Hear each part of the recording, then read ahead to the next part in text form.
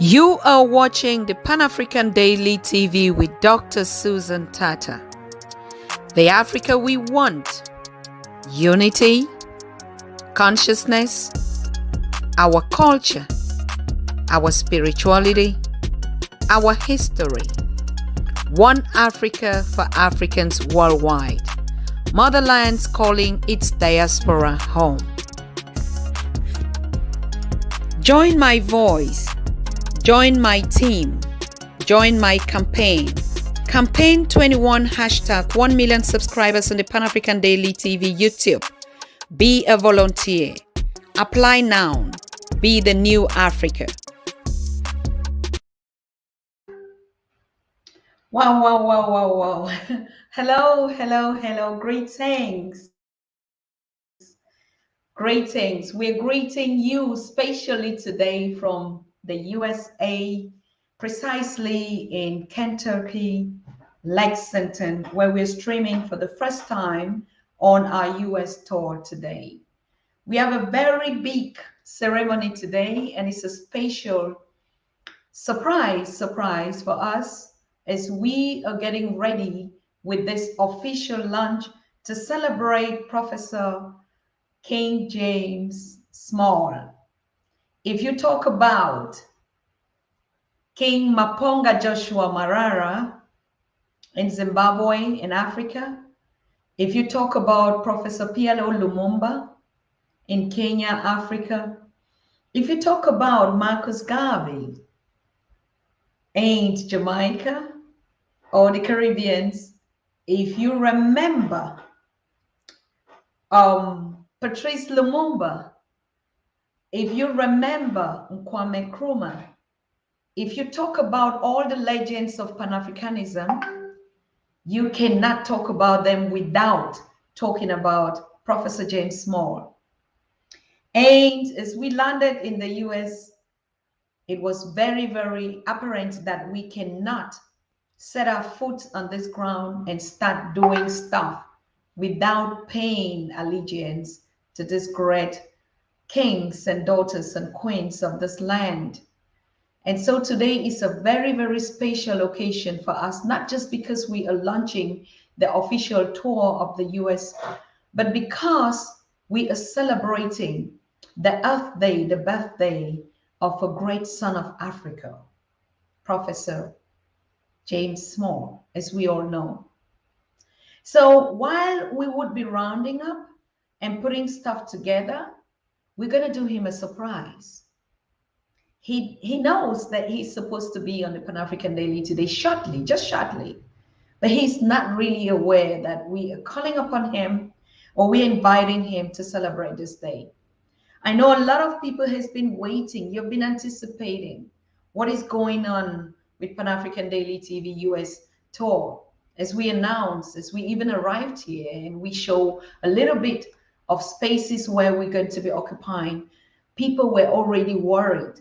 Why are you silent, Dr. Susan Tatah? What's going on? What is the program? What's the agenda? Why the US tour?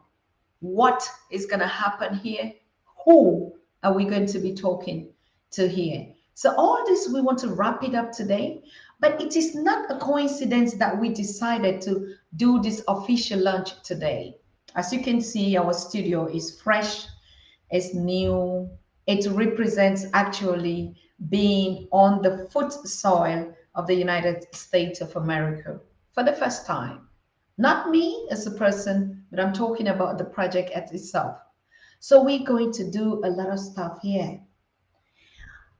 I would be breaking down to you because this is like I said, an official launch. And why did we decide to launch it officially today, October 22nd? It is no coincidence. It's the will of the Creator, the Most High, the ancestors of Africa. It is the will that we cannot do stuff in America without paying allegiance to all the sons and daughters that gave up their lives, that are still giving up their lives here today. It is not a show of entertainment, like we just come to the Americas and just do programs and just do stuff and just talk about things we don't even know. No, It is a special ceremony in which we have to understand the purpose and the need and the reason and even the intentions of the Africa we want, why we are here. So it's not just a normal tour, like you just going for conferences. It is something really, really peculiar and a one-time, a lifetime event, a historic moment. Why is the Pan-African Daily TV on a US tour? For what reasons? What is my job here? What am I doing with the voices of the people here? And all this, we're going to break it down, and you would actually just understand that it is just not another tour. It's not just an event. It's not just going to report and showcase Africa. It's not just going to, to just entertain or show some stuff or cover up some event. No, it is a historic moment why we are here. Because as you know, Black people are in the media, but only Pan-African Daily TV told their story from their perspective. So that's the reason why we are here. We've been hearing about the great United States of America, people on the continent, Africans across the world. We know the United States of America is a powerful nation, one of the greatest nations on earth. But then do we know its history? Do we know its population? Do we know some facts and details about America?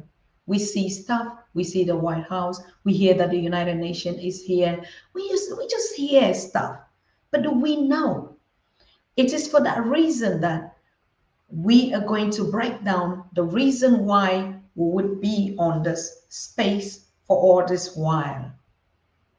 And to also know who are the indigenous, who are the Black people in America. I say Black people in America, and I stand to be corrected because that is the terminology that we see all the time.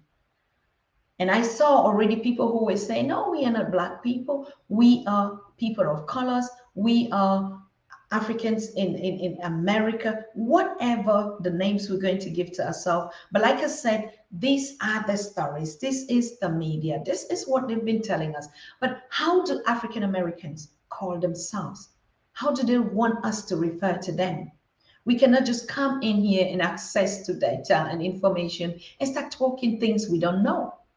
And that is why we're putting a team of our professors out here who are going to educate us about what they want us to call them, why they decided to be called African Americans, why, and what should we learn today if we refer to our siblings in the Americas? How do we refer to them? It is like sometimes we talk about the Caribbeans. Who are the ones in the Caribbean? Why are they in the Caribbean? Why do we call them the Caribbeans? All these relationships about African people in the diaspora and their descendants, we're going to listen to them. They're going to tell us their story. They're going to tell us how to refer to them, why they want to be called the way they want to be called. We're not just going to rush it. We're not just going to say what we want. So what am I about to say? This is a historic. This is a study tour. This is an academic tour. This is more of an educational tour where we want to connect the African American community, know about them, get information from them, let them tell us their stories, let them educate us about who they are, let them educate us about their role, their contribution and everything. And so we have been putting on this very useful information. Like I said, we're not just going to judge and base on the stories in the media. Pan-African Daily TV tell the story from the point of view and the perspective from the Africans themselves, from us to us. So I want to thank all of you that are joining this first official lunch. And please, while we are just, getting used to connecting ourselves here, we'll be waiting for the son of Africa, Professor James Small, to step into the studio, not live like we plan to do, but he will be joining us because today is a special day. It is today that he was born, October 22nd. Remember last year, we did a celebration, a birthday celebration with him, but we had to shift those days and we had put it on the 24th. And I think a lot of people got a little bit confused. Like last year, we did this celebration on the 24th. Why today, the 22nd? Yes, because sometimes it was not possible to just get him live like that. I want to thank all of you that are continuing, joining the communication today or the conversation. All of you that are logging in from wherever you're watching us. First thing, this is the official launch, and it is Professor James Day. The day Pan African Daily TV stepped its legs in the United States of America to listen to their story, for them to tell us from their perspective what their history or what are stories that were brought. Not that we just pick things, we don't even know how to refer to them. We just say things about them. We're so stereotyped in the narratives that has been produced, that has been fed, that has been miseducated. Now, when we go to any place, when we set our foot in any place, I'm talking about the Pan African Daily, we want to hear the stories from the people themselves, from the Africans themselves, how they feel about the community, how they feel about their engagement on the continent, how they feel about their connection to Africa, and what is their role and objective. So I really want to thank you. Like I said, I know it's been long due, it's been long awaited, but as you can see, we're upgrading, we're stepping forward. We're moving into the cultural education of the Africa by themselves. And so there's a lot of structures that we're putting in. But I want to give out a shout out, please, to all those that have actually received me in the space. I want to thank the African American community out here. Your calls, your concerns, your requests, your anxiety, to know, to see me, to hear, and to get on board, to tell your stories has been enormous. Nobody has reached out to me like you. People call me from Alabama, they call me from California, even particularly also the African migrant communities have been reaching out, have been texting. When is it going to happen? Are you going to be in our neighborhood? We're waiting. Are we going to celebrate? Do we prepare lunch or dinner exactly like Africans on the continent? And this is why we keep saying we just want people worldwide.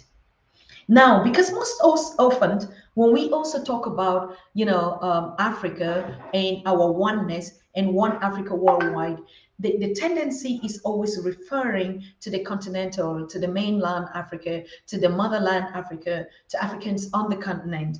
And little is being mentioned about Africans elsewhere in Europe, in America, in the Caribbean, everywhere in China. And today we're going to start breaking, or this tours Pan African Daily TV, being in a certain place, in a space, is going to listen to the stories of those people. And we begin to find out where we only in Africa, or we also were maybe existing here.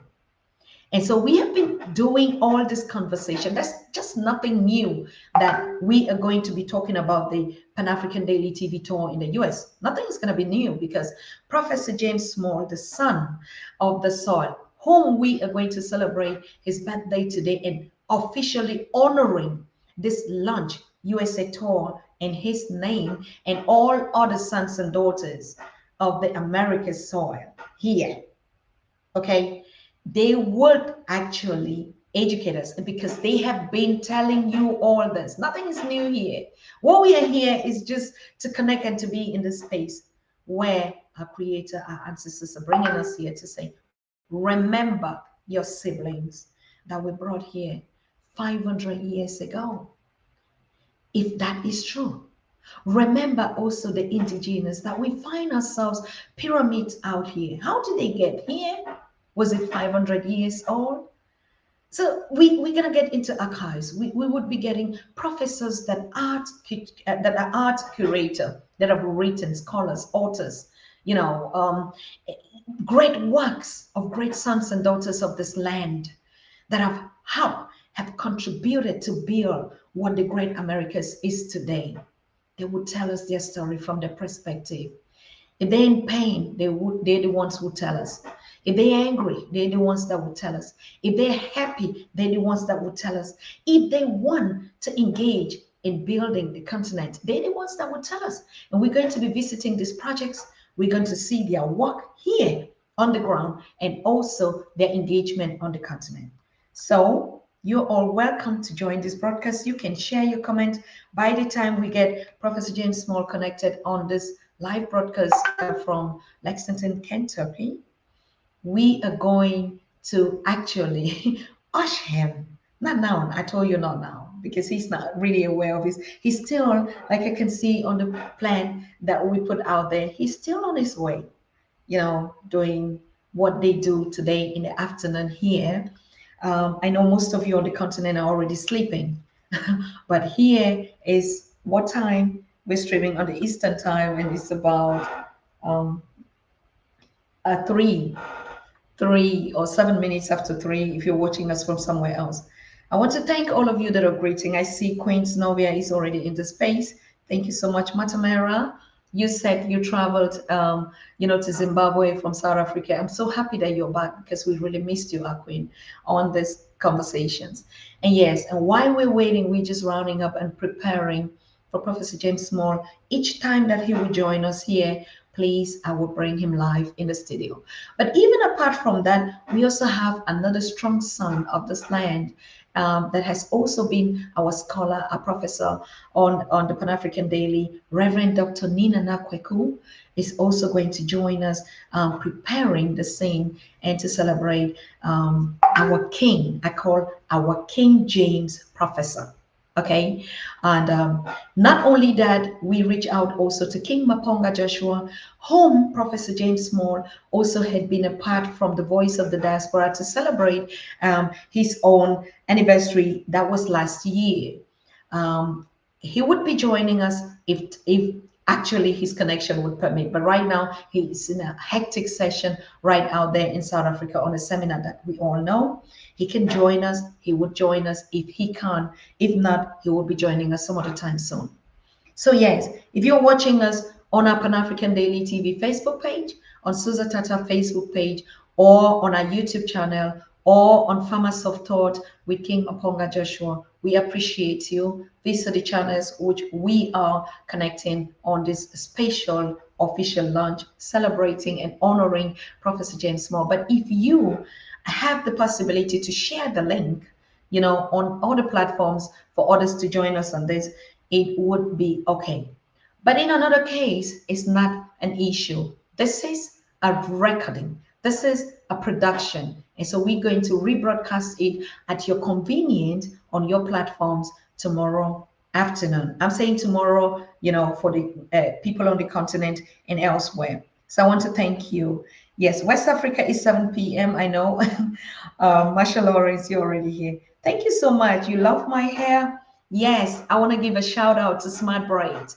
Smart Braids is the one that have actually been supporting us being here, and also to Mr. David Chindo, who actually accorded us a huge studio here. We'll officially be launching the studio here, and you would have an overview how the studio looks like, because we're not just going to do digital, we're also going to do live on live. So it would happen very, very soon that you'll see African-American guests or Africans here coming live in the studio to share the space with us. Something that we haven't had even in Europe or on the continent. But this is just the first step in the right direction. My people, I miss you so much. I cannot even say that. And I know that you do miss me. Yes, of course, it was very necessary, like they say, when you go to Rome, do what the Romans do. So the first thing I touched ground here, Sister Sonovia said, Dr. Tatah, we have to get your nails done. We have to get the Queen's toes massage. We have to get her hair, and we have to choose what we think fits her. I really just want to thank all of you. I thank all the braiders at Smart Braid. And Smart Braid, we love you out here, taking time for me, putting out that I already showed how we started yesterday, and I'll be showing some commercials as time goes on. But another great sponsor and private supporter that we have here in Lexington, Kentucky, this time in Louisville, is Africans Lodge. I've been talking to you about that. That was even one of the reasons that we came so early, because they were celebrating their first anniversary. Now, these two counterparts would have a very key role to play as engagement with their engagement in America as African migrants from the continent, how they interact, how they integrate, how the relationships are supposed to be. So everything I'm going to share with you is a study program. It's not just only entertaining or promoting people's business. Of course, we're going to talk about Black businesses out here, the terms that most of the time we hear on the continent or in Europe, and we refer to them like Black-owned businesses and stuff like that. We're going to get statistics, everything, hands-on.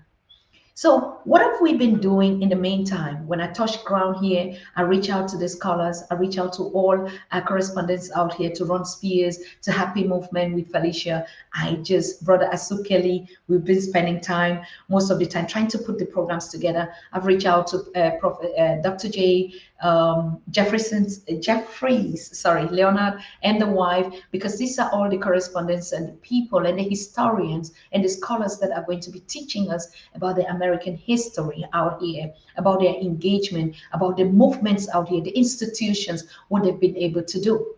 But in the meantime, what was I doing? I have been collecting and doing a research on data, on fact, on the real work. But you know, like I said, we are seen in the media, we are quantified, we are described in our population, in our numbers, in our cities, how much their demographics and stuff like that. But now we will take each of this research work and we refer them back to our professors who would be our guests that will analyze these data and actually give it to us from their perspective, not from what we just see. Okay. Yes, and a lot is going to be happening. Thank you so much, Major. All of you that are asking. Good afternoon, Reverend Dr. Nina Nakweku. I'm waiting for you to join me live in the studio. I already sent the link. Check your WhatsApp. You're going to get it live there. Yes, Professor would be joining us anytime soon. And for all of you who actually stood up on the continent, who are awake now to watch this celebration, this historic official launch in the US, I really appreciate you. I congratulate you, because staying out there should almost be about midnight out there. I don't really know, or it's pretty late. I know that. I want to salute you, Cheryl Penny. Cheryl Penny is also an exec. You know her. I don't even need to begin to introduce Matamera, Sinovia, Sharina, Dada. You already know this is the senior executive team, most of whom, not most of whom, the team that is putting me out here, you know, and making sure that everything works well. Now, I've been getting, you know, like I said, calls from Paul. Our brother Paul Brown is saying, when are you going to be in LA or Atlanta? And all this, we're going to put this whole package, because we have a lot to touch base here. Like I said, we have to understand the importance of our siblings out here. What do they mean to the Africa we want? What are their stories? What are their concerns? What are their happiness? What are their joy? What is their pain? What is their request? What is their need? From their perspective, not from our own, not the stereotyping that we go about carrying. And then we're also going to analyze a lot of relationships. How do we live? How are the African Americans and the Continentals engage here? How do they connect together? How do they function? How do they connect to their African American siblings? We're also going to question relationships about Jamaicans or Africans in the Jamaica that are in the United States. How are these relationships in terms of our cultural education of the African in the Africa that we want? So like I said again, for those that are joining, this is an educational tour. And then one last thing also that we're also putting out here is to build the Pan-African Day, the Africa We Want Network, which you already know. And so it's called Town. So going through that process, I want to give a shout out really again to the president to be, and you'll be getting all these nominations as time goes on. We're in the process and everything, like I said, is going on well. I also want to look and throw back at the Continental. So our Youth in Focus programs would also move alongside this Pan-African Daily TV US tour. So they have already put their package. I announced to you the last time I came here before this whole engagement to move out here. And Yes, they're putting out their conversations, Youth in Focus, and Eugene actually is the one piloting these conversations with PK Kasarim, who is always on board, has always been from day one, and would always be here as a social media correspondent and Africa representative based in Kenya. We also know that we have our young executives as well, Petrina in Namibia, and all the rest of them. This whole team is going to be featuring on Youth in Focus. We know that Nigeria, they're already operating now in more than 50 countries on the mainland, and it's exactly the same network that we're going to put on the ground and connect the 51 of 50 states of the United American States. Thank you so much. And please pardon my French. I know these are also some of the things. So tomorrow we're going to have as our first guest in the studio here, um, Synovia, Sister Synovia, the incoming president representing the board out here. And we're going to be talking about some facts. 10 facts. 10, 10. 1, 2, 3, 4, 5, 6, 7, 8, 10. You know why I have to count? Because you hear from my accent. It is different. That's also one of the things that we have to talk about when you get to America. But there's some also things that I experienced in the short time out here. And I was like, what? If you are traveling to the United States of America, incoming from Europe or anywhere on the world, there are some key factors that you need to pay attention to, because I already was in one. I already was pulled over and didn't know what to do. I was driving, and you just get pulled over. And we know about the stories of pullover and the police in the United States. And these are also points that we have to educate ourselves on, like, the taboos, the do's.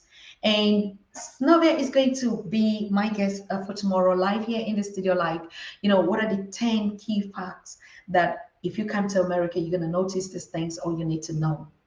But like I said, the issue of what are the taboos, what are the to-dos, what are the cultural norms, what is it that you need to pay attention to? How do we react? Our accent, our looks, and we're one people. Don't disagree and don't even go there. But then we've been separated for long, and there are a lot of distances between us. And what we're doing on the Pan African Daily by connecting and uniting ourselves is bridging and try to minimize and bring these bridges together.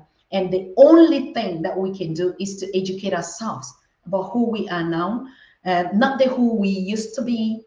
We know we just one, but because of the demography and all these stories of migrations, we have become some other people else. Even though we just look alike, we have the same color, we have the same color skin, we wear the same kinky hairs and stuff like that. But we might just be different depending on the systems in which we grow in.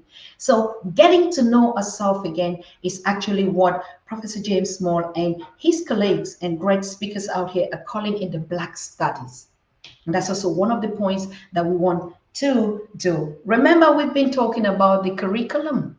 This is actually the curriculum, the educational curriculum. Should not only be as a part of our curriculum on the educational system, but this is actually the mobile and the more practical education that we can get from ourselves only from Pan-African Daily TV and other voices. So I want to salute all my people that are up and are greeting from the continent. I really, really appreciate you that are here. And I love you all. Sheldon Williams, thank you so much. Tebo, you're watching from South Africa. And Alicia, thank you. You said I should start. Yes, we have understand now. Wesley, you say, yes, Queen on Fire, and all of us. I need all of you to be on board. If you're watching me from anywhere and you have a story, incredible story, an African American story, or your experiences here as an African migrant, please reach out to us on +917-1578-211-2379. Yes, reach out to us. We'll be happy to have you in studio, and we'll be happy to have your story and your experience. And for you on the continent that will be watching us, that have an experience or that have been hearing stories, please also make sure we can take you live, even though we are on the US store. If you have very incredible education and sessions to share with us, we did be ready to have you. Thank you. Thank you, Sheru. You say it's a pleasure having us. I think we have Reverend Kweku. Yes, good. Thank you, thank you, thank you so much, dear Reverend. It's a pleasure to have you here. Yes, but thank you. I really, I enjoy being here with you guys, and certainly I want to be to help celebrate King James's birthday. Great, thank you for inviting me. Wonderful. Thank you also for coming up spontaneously. Apart from just celebrating the King James birthday, you are already one of the professors on the line of educating people on the continent and worldwide about the African American community, the population here, the health sector, the economy, and stuff like that. So you're already one of those key note professors that we'll be having here as time goes on. So, I mean, what is it that you would be teaching us? Now we are here on the ground. What is your focus, your point of focus that you say we would be giving you on the continent and the diaspora a lot of information on this sector? Oh, not much. Uh, I tend to focus on what we call re-education. One of the things we have to do as African Americans to learn how to disinformation, the improper information that we've been given, we've been taught, we've been miseducated. And so we're, for all intents and purposes, we are European in every concept that is. And it's not so easy. We can't hold on to a few African traditions and then think that that's going to be enough to bring us together so that we can be in control of our own destiny. So I would say the first thing is we have to learn how to reject all European concepts and return to traditional African culture. Wonderful. And I think exactly that's the essence of this US store. Like, Right. Yeah, get this from your mouth. it is definitely. I work with some of my people every single day, and I'm getting up there in age now, so I'm not able to get around as much as I used to, spend as much time. But every opportunity I get, I want, at least bring that message and keep it consistent. See, one of the things that we keep getting is these inconsistent messages because we tend to follow all these different philosophies on how we're going to overcome colonialism and post-slavery and all those kind of things. We can't cure, we can't fix the disease that we're suffering from, which several people have put labels on it, post-traumatic slave disorder. We can't get rid of that by using the same school of knowledge that got us in this place in the first place. So it is essential that we return to a source, that we give up all these foolish ideas about European and how we're developing and one of the greatest nations in the world. We're not great. The United States is not great because it's still abusing most of its citizens. And so for us to continue to participate in that means that we are in the process of doing the same thing to people that have been done to us. We're voting, we go to the polls and we vote. And it doesn't matter which one you choose, they're both equally detrimental to the well-being of African people, African culture. So we have got to give up that, but we certainly have to be able to have access.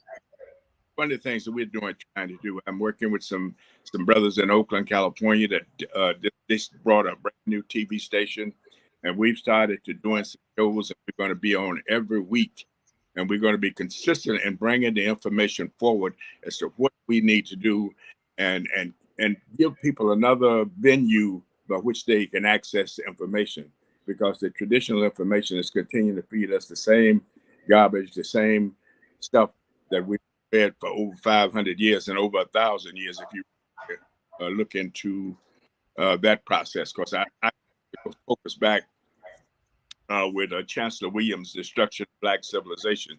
So that wasn't 500 years, that was 1,000 years, that was 2,000 years ago. So colonialism has been in effect continentally all over the planet. And so we have we have bought into it, thinking that somehow if we just keep trying, we just keep trying to tweak it, that somehow it's going to work out for us. It's not going to work out for us. It's not designed for us. So we had better design our own. If we want to go somewhere, if we want to move forward, we're going to have to design the process by which that happens. Yes.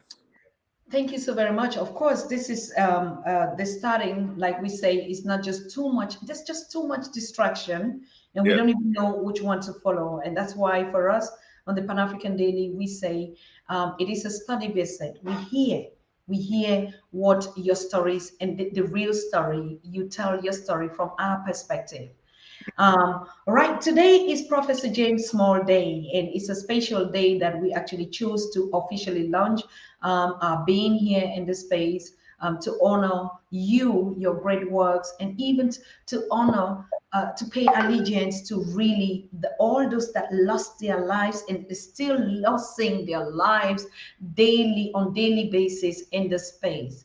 We cannot penetrate this space without paying that allegiance to your work, without showing that respect for you, because the face of the African, whether it is on the continent, in Europe, or any other where, if you mention that you're African American, you get respect from whoever it is.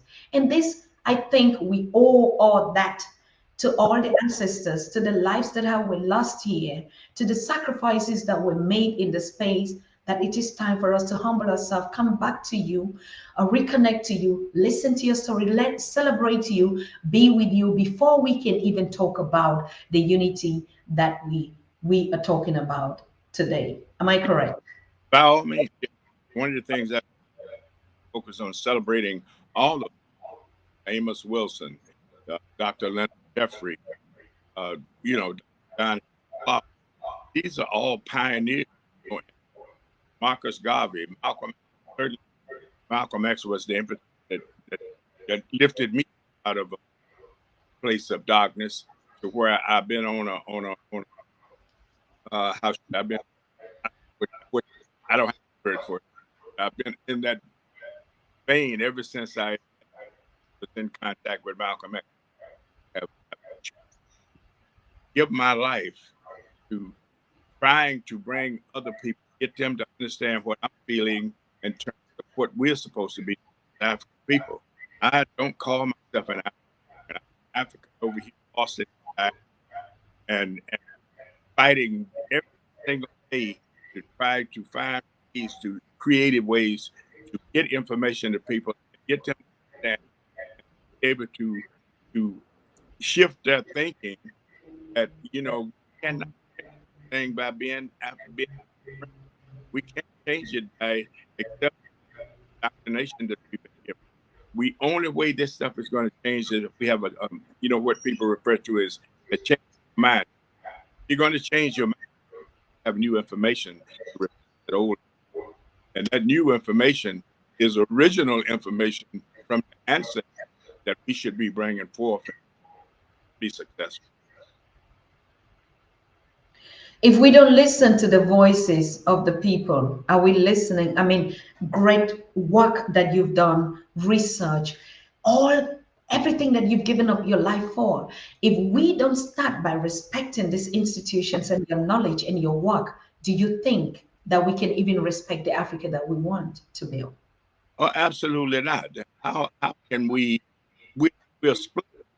You know, I'm working on a book now. It's almost finished, and I'm going to be finished with it sometime in December. But I'm working on it for 2.5. The name of title of the book is called Scatter, and we people all over this globe that are lost in these different aspects, oxidated with everybody's so-called teachings except our own. And the more we accept these cultures, the further away we get from our own. Mm-hmm. We run around and we don't know who we are. You know, I speak to a group yesterday, and I asked the question, just one question: tell me who you are. and not a person in because they don't know who they are. And they understand not why they are consumed by European culture. They're totally consumed by European concepts. They're totally consumed by the definitions that are whole entire and the so-called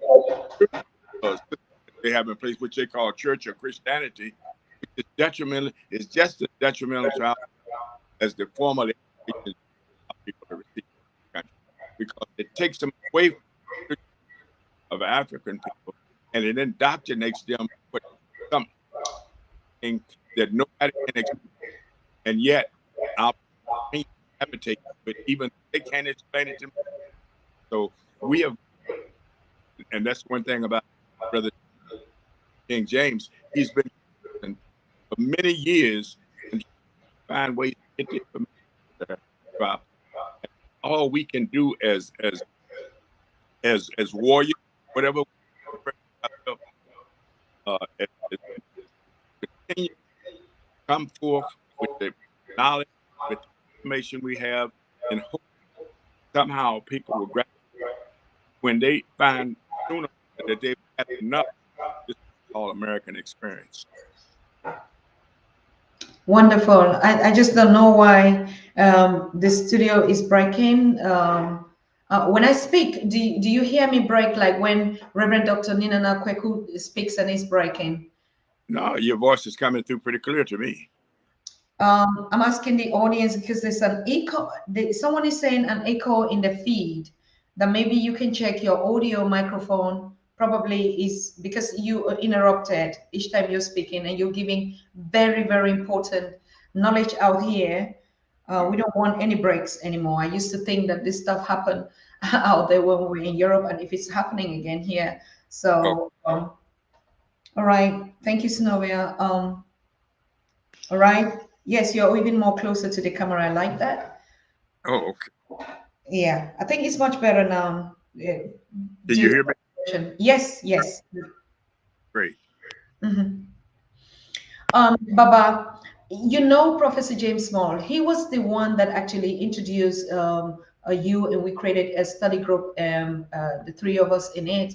And today we are honoring, like I said, this tour to all of you.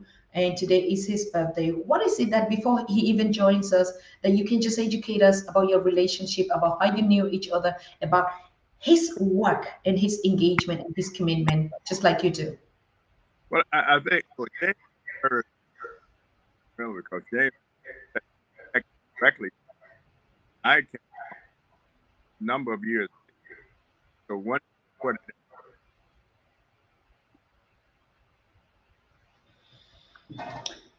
that we follow.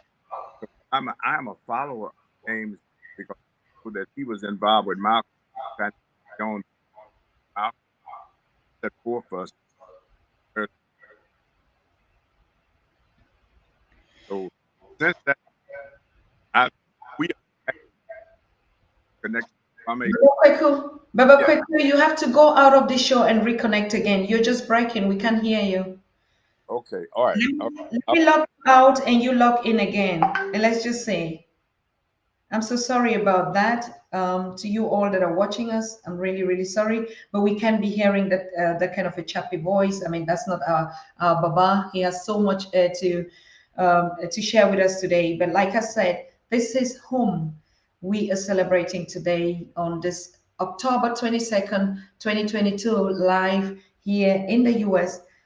It's very essential that we begin to honor our great scholars, people, voices, leaders, researchers, authors, every African that is on this journey to connect us in every community, whether you are in Colombia, in the Brazil, in Mexico, in West Papua Guinea, wherever you are watching us, whether in China, in India, or on the continent, in Europe, wherever you are, we honor you, we respect you. We will never build the Africa we want without starting to respect and honor one another, their engagement, their commitment, just even the essence of being a human being in the space where you are. So every contribution that you have put out there is very important. You just you know it. And our slogan for this US tour is going to be like, African people are always in the media, but who tells their stories from their perspective? And it's just as simple that Pan African Daily TV tells the African stories from the African perspective. We're going to be coming up with that commercial or that jingle on the Pan African Daily. And like I said, while we're waiting for Professor James Small and Baba Kweku, if you say you want to share a call when they are here in studio, when Professor James will be here, I see a lot of people have been texting us and sending us comments on like how he impacted their lives, how he changed their lives, how they have been following up. And what we're doing in the Pan African Daily, that we're saying, this is the moment to celebrate them. We're not going to be doing only some obituaries and remembering them when they transit. No, tell them in their face what they mean to you. Tell them how their lives have impacted you. You hear Baba Kweku is here telling us how his ancestor, Dr.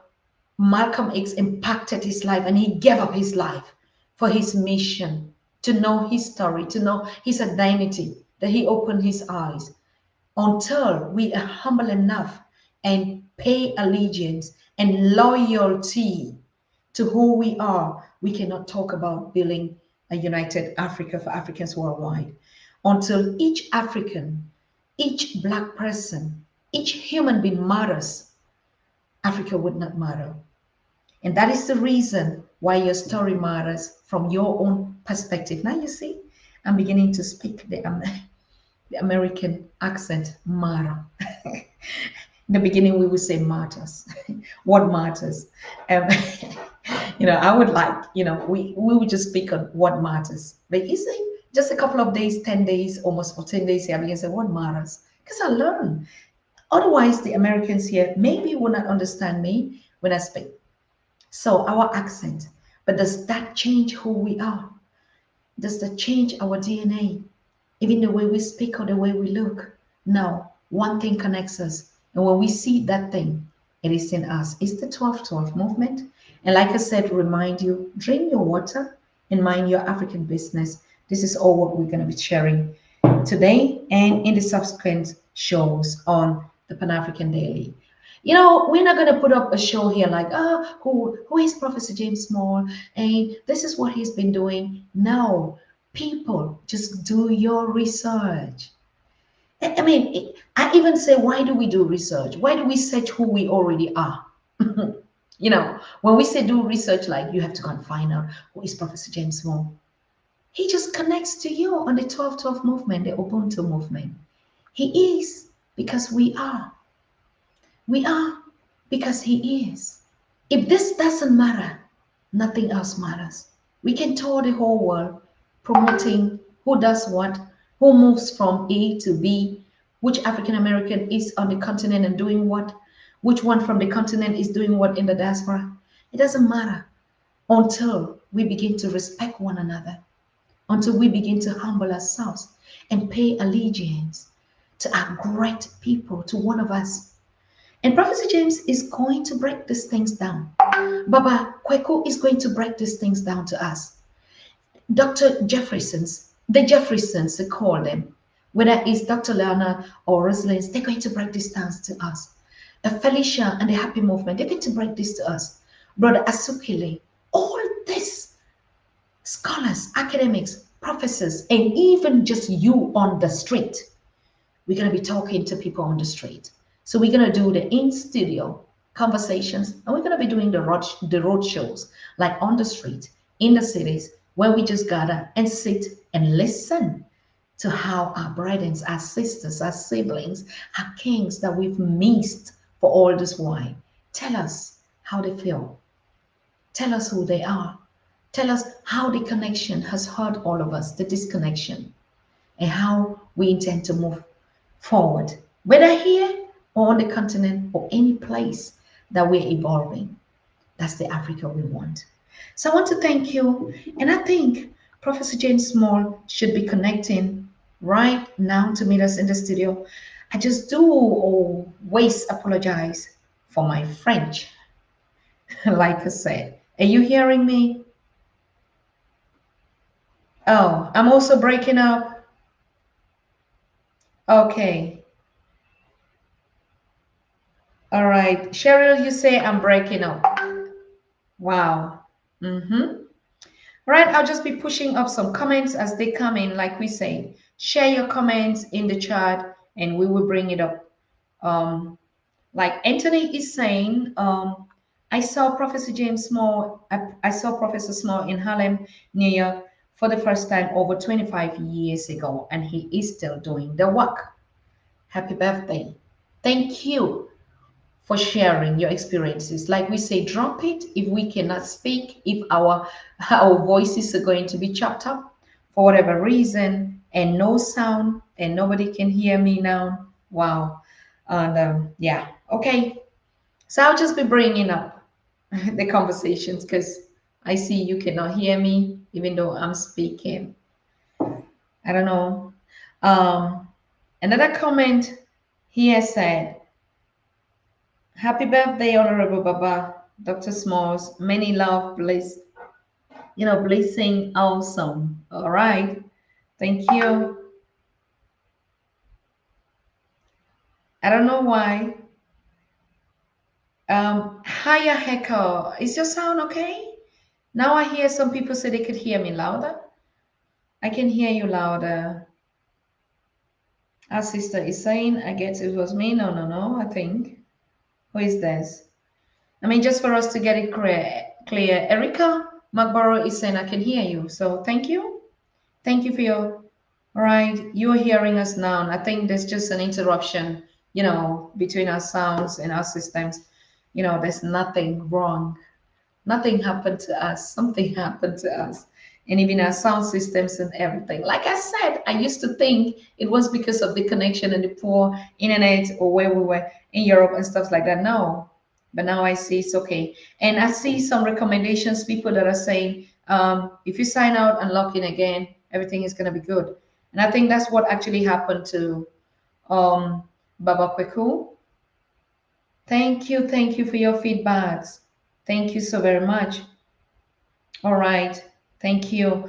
Yes, I want to hear your testimonials. Drop it in the comment section and I bring it up to the chat room. And I really want to thank all of you that are in the chat room that are coordinating and those that are sharing, and those that are inviting all, everyone on the continent or the mainland to join this conversation and to be a part of this production. Not just to be a part of the rebroadcasting, but a part of this conversation. When you're first um, in your live, that's what I love about lives.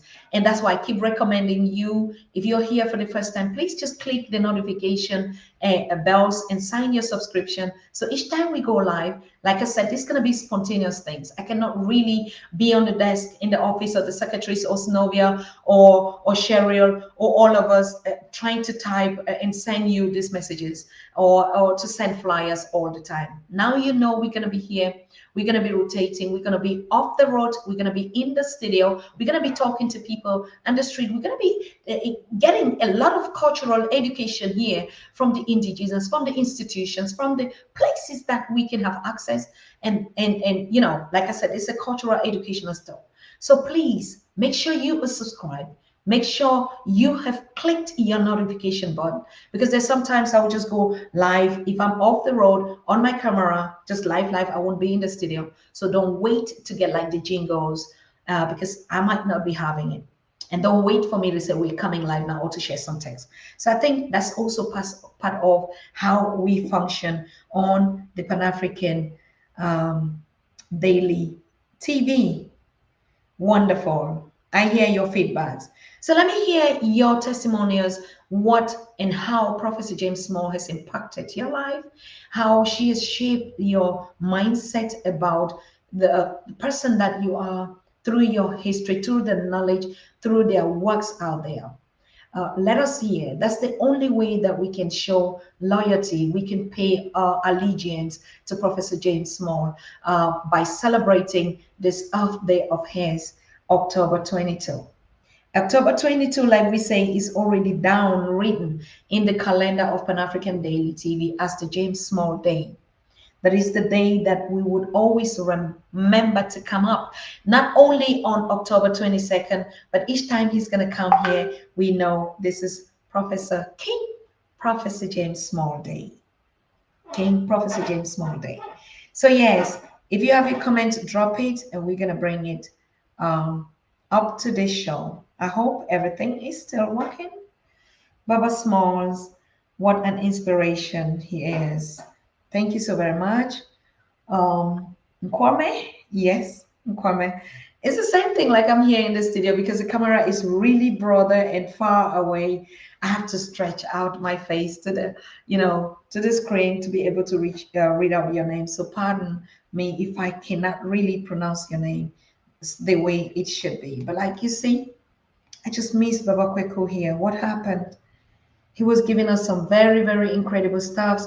And like he's also going to be live with us this week on Monday.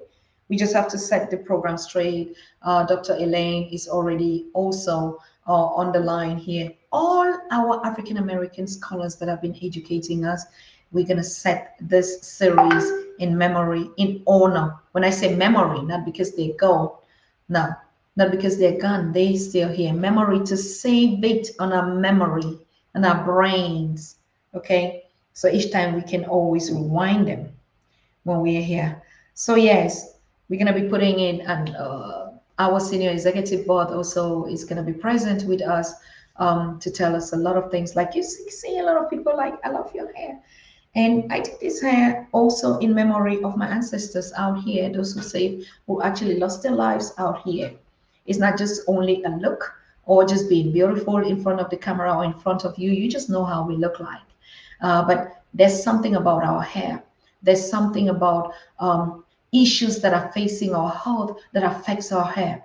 And when we put on some looks, we pay allegiance and respect to those. And that's why even our sister, Cheryl, who is putting up a very massive project out here, would tell us about her mission work to put the beauty of the African, if you're having hair fallout and stuff like that, how do we keep our Africanness through our hair? So it is, like I said, a study program as well.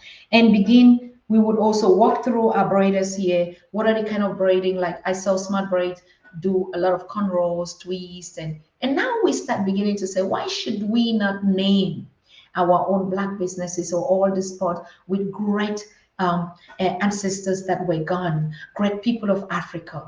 What is Smart Braid? What are the kind of, we say Senegalese twist. What is Senegalese twist? What if we say the Ma'at look? What if we say the Harry Tubman design? What if we say, now we have to start learning to name our spot, our environment, our spaces in honor of our ancestors, those that are alive, like the Professor James Small, they must not be gone. These are memories that we have to teach.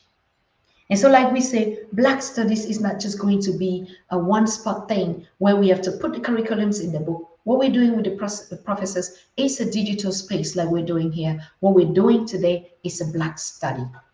If we choose the point of our hair, then we have to know the story, the history, the cornrows that we do. What do they represent, particularly in terms of the African American history, his story, and our story the way we know it?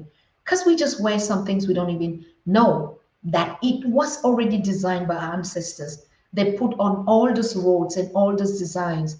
But imagine if you were wearing that look in honor of them, and you even know the meaning, what it means, then you can begin to understand. And so I want to give out again a shout out. And I've been also working with a Smart Braid on the days when I got these days that I went to do my hair. And when I got there and I saw this, but I said, no, I would like to name this Queen Zinga.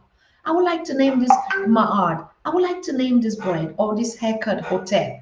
And yes, we have to name our spaces. This is the history. This is what we say should happen. This is the Black Studies. Yeah. So while we're waiting on Baba James, like I said, I already sent him the link to get us here. But let me just share one little thing that I discovered. Like we say, we discovered. Like I said, we're going to be talking about the 10 factors or the 10 facts or things that you should know when you're visiting your siblings in America for the first time, right? Like the other day, I was I was driving from Louisville to Lexington, and I got pulled over, and I didn't know what to do. To be honest with you, I was scared. I just didn't know how to act. Should I get out of the car? Should I sit in the car? What is the best position? Because in Europe, we don't know that. On the continent, we don't have that. And so, yes, we'll continue the story when I will show you exactly the video, how it happened. But nothing happened. Actually, everything was okay. So, yes, if you're visiting from the continent or you are even a diaspora and never ever heard about this, we know about what a pullover means here and how scared you could be, how shocked you can be, how embarrassed you can be, and you don't know what to do at that time. These are all study educations. It's not just only about a history, but how do we behave? How do we compose ourselves? I don't know that we're still gonna say no matter what you are, if it's like this, it's like this. It is the way it is. But like I said, from the experience and the education or the cultural education of being out here, these are all stuff that we need to know. What does it mean? How are you supposed to behave? What positions should you be? Where should your hands be? How do you react when the officer pulls up to you? If he asks requirements, how do you react to them? And like I said, for me, it was the first cultural shock that I had here. Though I've been here, though I've been driving here, never had been pulled over. And for me, it was like, oh, what's going to happen next? Right? Um, so, yes, in this 10 facts, we're going to be listening to Sister Snovia tomorrow. Just click your notification button anytime you want to watch our road shows like the ones that we did in Panama. Fortunately, most of the material that we did out there got spoiled, destroyed for whatever reason, and we're still going to put up some of the small events that we did do out there that we keep promising you to bring them up. But now we're here, and like I said, we're going to be doing this off the road show, in the studio show, and we just need you actually to give your time to share with us, to contribute to build the Africa we want through this space out here by just clicking and subscribing and being a part of the live conversations. Yeah. Yes, Sister Queen, I see you here. What you said is very, very relevant, and we can already start doing it today. We should give our hairstyle names of our ancestors. Absolutely, we're already doing that with Smart Braids in Lexington, the hair braiding salon that does hairs. I met all sort of people in this place. I'm telling you, we are just a one people. Apart from the narratives that we are divided, to be honest with you, that's why being on the ground, engaging with the people, mingling with them is the best kind of education. You as an African, don't let anybody tell you anything, even me, until I show you the evidence and the proofs. I went to do my hair, please. I'm telling you, it's just African American sisters and brothers, kids that are coming in, and everybody smiles at you, everybody hugs you. Nobody even knows I'm coming from the continent.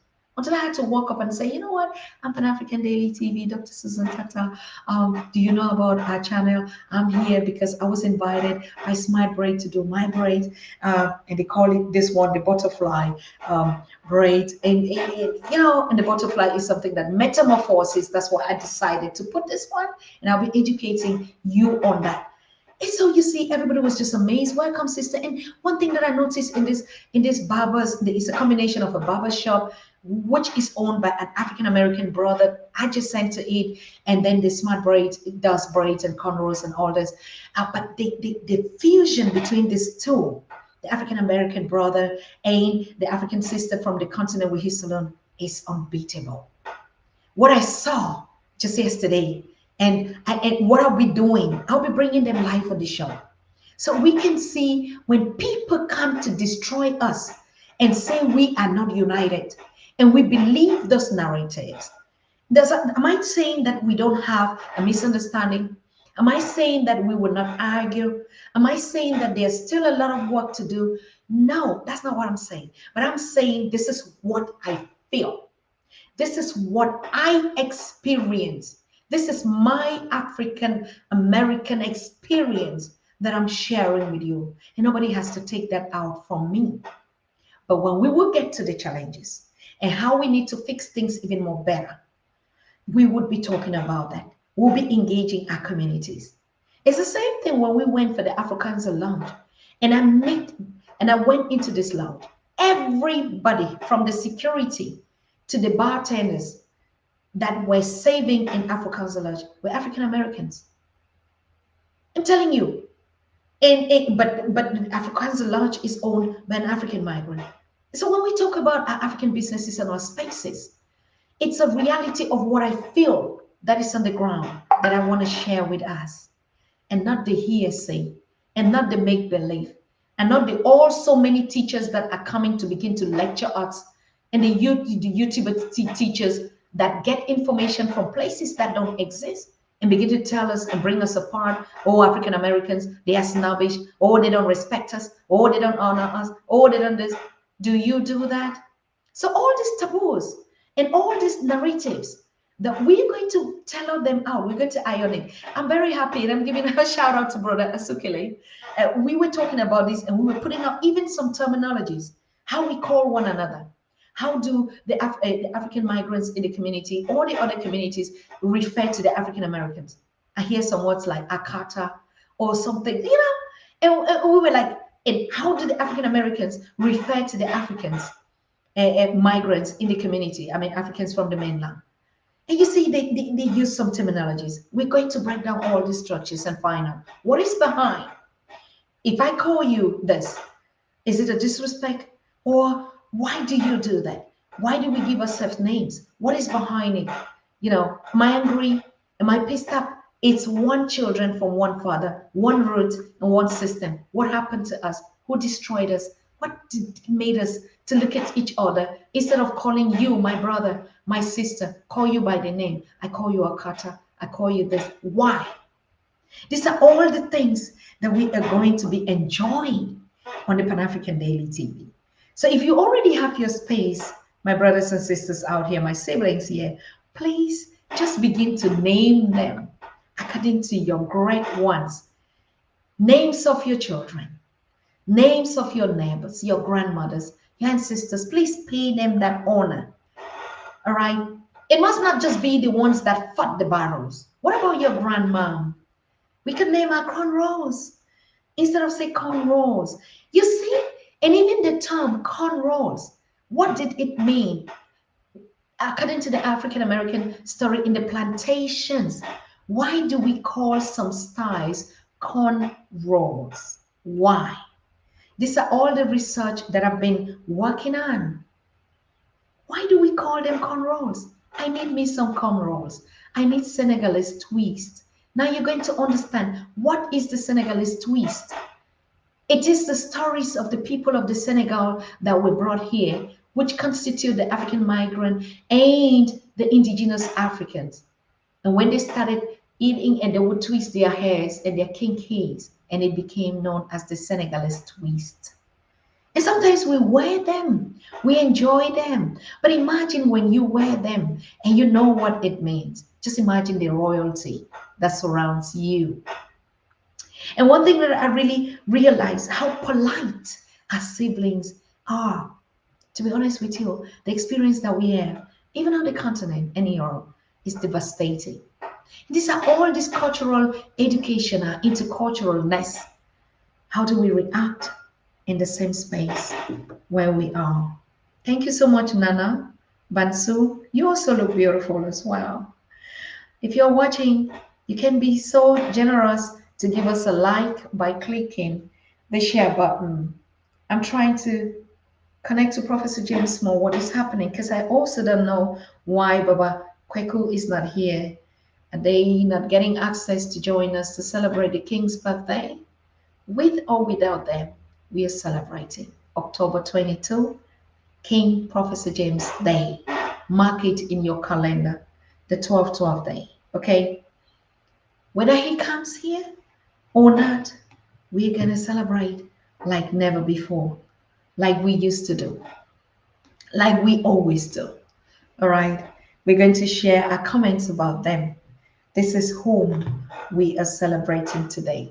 If some of you just know the names and have never identified their faces with those names, this is King Professor James Small. On the Pan African Daily TV, he is the reason why we are here today. On the Pan African Daily TV, he is the reason why we even know what we know today. On the Pan African Daily, and the inspirations, the aspirations, connecting a diasporan professor born and raised of African slavery here, but knows the continent and the mainland like no other person did.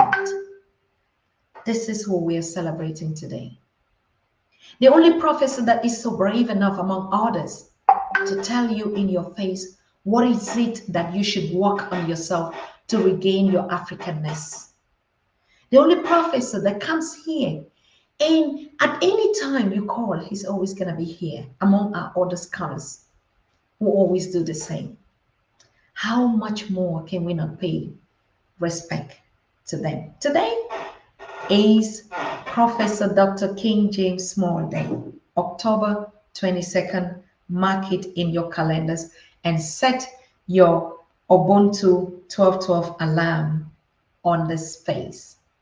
And every time in your calendars, you're going to print this card. What we're doing is a special birthday card. It's going to be hanging here in our studio. It's going to be hanging in the studio in Smart Bright. It's going to be hanging, going to do a calendar of all of them. That's what we're putting out here with our great sons and daughters out here in the Americas and our children. Yes, we're going to put everything. We're hanging on our walls. Replace everything that doesn't look appropriate. Shape the images on your walls.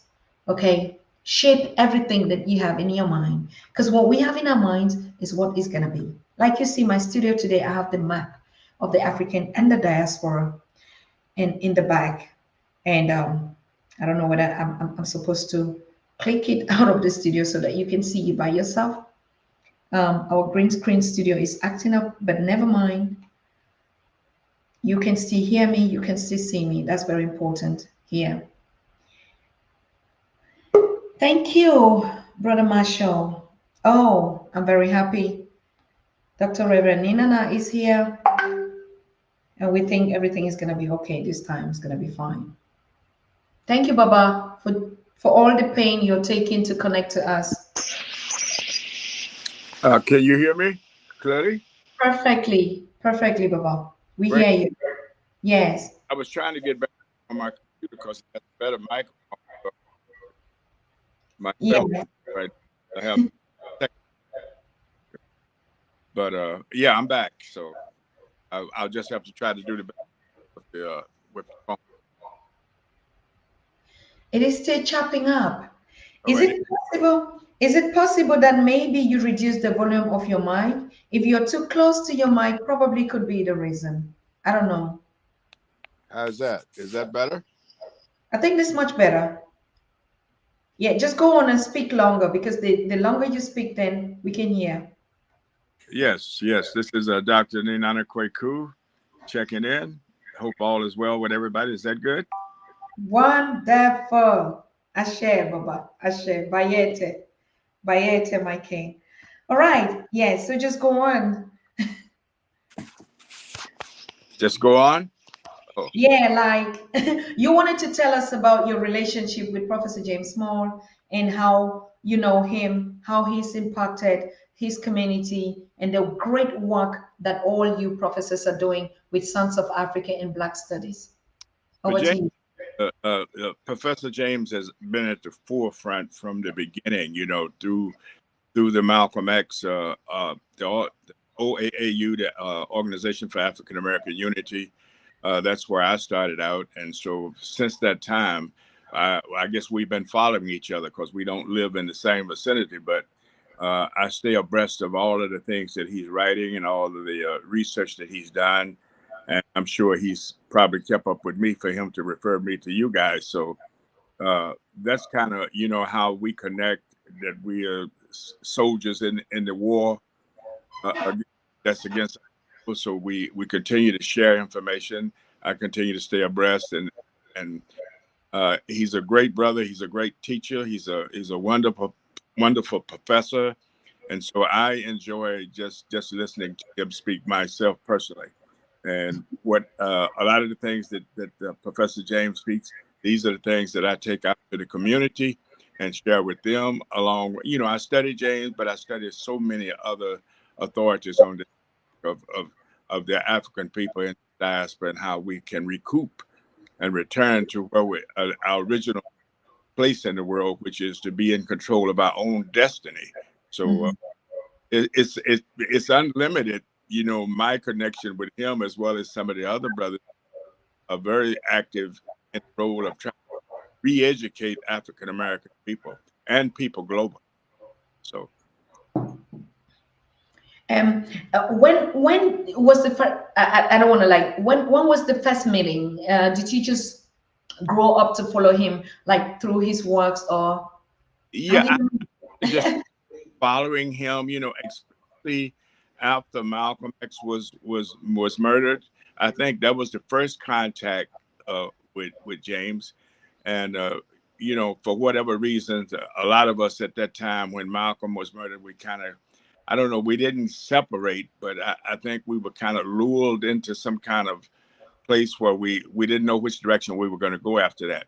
So I think James was a teacher in the first place, and I began to teach at that time. So then we began to reconnect through our work, you know, what he's doing, and all of the things that he has brought to the diaspora to re-educate our people. So we just continue to be connected through that venue of sharing and trying to support each other. Because the thing about it is, when you're doing this work, sometimes it's very easy to feel like you're out there by yourself, but that's not true. There are so many sisters and brothers out there that are doing the work. So we just try to stay connected using the vehicles that we have at our disposal. And that's another reason, another thing. It's why it's so important for African people to own media outlets and to develop these things, so that our people are not getting their information from TikTok and MSNBC and all of these news outlets and Facebook and Twitter, because there's so much stuff in that is just pure garbage, and we get misled. I mean, I think people like what's this brother's name that's doing all of the talking that was with Trump, Kanye or whatever his name, he calls himself Ye now, and people like that have unlimited access to media, and they're influenced a lot about. These people have a lot of followers. So we have to find a way to offset that, because we got so many Conways, we got so many Judge Thomases, we got so many Candace Owens, and these people have access and we don't. So primarily we keep contact through following each other, and YouTube is venues, because have work on YouTube, so we can kind of keep up, and that's the time when we could get unvarnished information from an African perspective. Wonderful, but it hasn't been an easy journey, isn't it, Baba? No, it isn't easy, because, you know, I've been connected with several people who have owned TV stations, and for whatever reason, they weren't able to continue to produce and to remain viable financially, so that we could have access to getting information out there, because the regular genres are not going to put us on. They're not going to call up and actually interview us, talk about how poor the schools is, or what the crime is, or how come African people are still poor and suffering in the so-called land of plenty, and they don't want to talk about. They want to talk about the Oprahs and these people who are multimillionaires, and they want to flash these people in our faces and give us the impression that anybody can do it. Anybody can't do it. You pretty much have to sell your soul in order to be a part of that connected in terms of what the so-called great America has got to offer. So we actually, I'm working with some wonderful people now. I can tell you that we're going to be producing some great stuff. In fact, I did a show Wednesday night called, God, I forget. We're going to do 15 shows. I know I'm supposed to go back once a month and do a show where we'll be educating people, and we'll be moving this show around from different places. We did a show at a African beauty salon in Oakland where we had a live audience and had people in there talking. I don't know if you've seen the James, the basketball player, the barbershop talk that they do. I don't know if you've seen that, but we're trying to do that same thing, and we're doing it in beauty salons and different African businesses that are in the Bay Area. And each week we'll go to a different business and do this, and that will be a way that people will have access and get access to the mainstream media. Wonderful. Exactly. That's the mission, Baba. That's Yeah, exactly what the Pan African Daily TV tour looks like. right. Like I said in the beginning, it's not just host something, invite a couple of people, they buy tickets. No, we're gonna go from barber's shop to braiding stores to restaurants, and we do a live interviews with people to share their experience. We look at the type of food they eat. We look at whether a combination of what represents you is on it. We look at the walls. We look at the images that they represent us. That is the studies and the education that we want to move out. Like, we're not going to get these things on curriculum, settle it, isn't it, Baba? Oh, absolutely. You know, one of the things I noticed the other night, first show, was that people just don't have access. And if they don't have access, then they don't know. All of their thinking process is trained to about what they've been taught and what they've been educated to try to look for in a system that is totally dysfunctional. So Mhm. it is important that we get around to those venues and give every opportunity for everybody in the neighborhood to have an opportunity to see. There is a different perspective. And Hmm. unless and get them tuned into it. Because when we go out and we speak those words, they are agreeing to it. They're shaking their head, nodding, yes, yes, we want more. And so we have got to find ways to give them more. We've Yes. got to check all of this nonsense that they have access to 24 hours a day. Yes. Wonderful, wonderful. Taking out the stories, taking out our education to the community. That is one of the major concerns of the African American community and the activists and the teachers and the mentors. Like you can hear from Reverend Baba Kweku, the movement, not just a movement of we say, okay, we gather people and stuff like that. We're gonna move and we're gonna empower this very systems to continue to give it over, isn't it, Baba? Oh, absolutely. This is not a weekend movement. This is not a 1,000 man, a 1 million man march movement or Mm, something every 5 years. This thing is every day. Every waking hour. And I speak to young men every day, and I tell them, I said, look, I get up in the morning, and I don't care what's going on. My mindset is already intact. I know mhm, that try to expose as many people to the worldview of Africa that I have been blessed to connect to. And a lot of time people don't want to hear it, but more often than not, people are looking for a way to overcome this sickness that we're suffering through. And mm. and the only way you can get well is that you have to recognize the sickness exists and then say, okay, I'm no longer participating. If you have a poor diet, you want to get well, you change your diet. So what's going on now? We have a sick mental state, and everybody wants to talk about mental health and bipolar and this polar and that polar. And I said, okay, these things are created out of this madness. You don't have all of those diseases. If you stop participating in the nonsense, then the nonsense will dissipate itself. If you change your diet to a good, clean, live diet, your body would get healthier. And so we're trying to get people to stop feeding them into these ideas and concepts and return to the sources that are available to you, but they're not as available to them as they need to be. And like I was talking about, if we can do it in the barber shops, the beauty shops, store, uh, whenever there's a venue where our people are congregating, we've got to find a way to be there to access information for them. I love that. Now we see the new movement and the new spirit of the African and the world views. And we actually congratulate you, Baba, at your age, at your stage, at your young age. Like I said, starting everything new. You don't give up. You're not tired. And you imagine us seeing you in our spaces, educating us. That's a big change. I mean, every other perspective than just saying sit there and watch, but being there on spot, isn't it, Baba? Oh, absolutely. And one of the things, and I don't even deal with the age thing anymore because I tell people I feel great. I'm Yes. happy where I'm at. And if I have an opportunity to share something that enlightens me every day, why not share that with people? Isn't that what all of these different religions are supposed to be about? Enlightening people, making Mhm. that better. If you're participating in something and your life isn't getting any better, I have one suggestion for you. You have to stop participating. So you're absolutely right. I don't think about age. I don't have any health problems. I feel good mentally. I'm not suffering from any delayed syndromes in terms of uh, as you progress in age. I get up every day, and nobody is going to get up 100% every day. But I can say this: I get up 99% every day. So if 1% of the stuff out there in the sphere might have some effect, but it takes me just a few seconds to move past that. And we have to teach our people how to do that, and stop being overly medicated. Stop going to these doctors thinking they have a cure. What doctor has a cure for America? They're part of the system. You can't go to the person that you got you sick and think they're going to help you get well. So, Yes.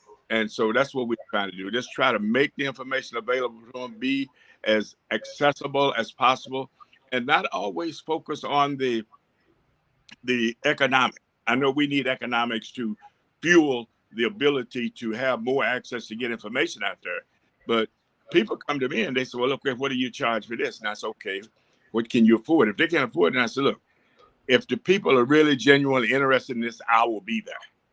You know, Mm-hmm. and that's what I try to do. Just be accessible.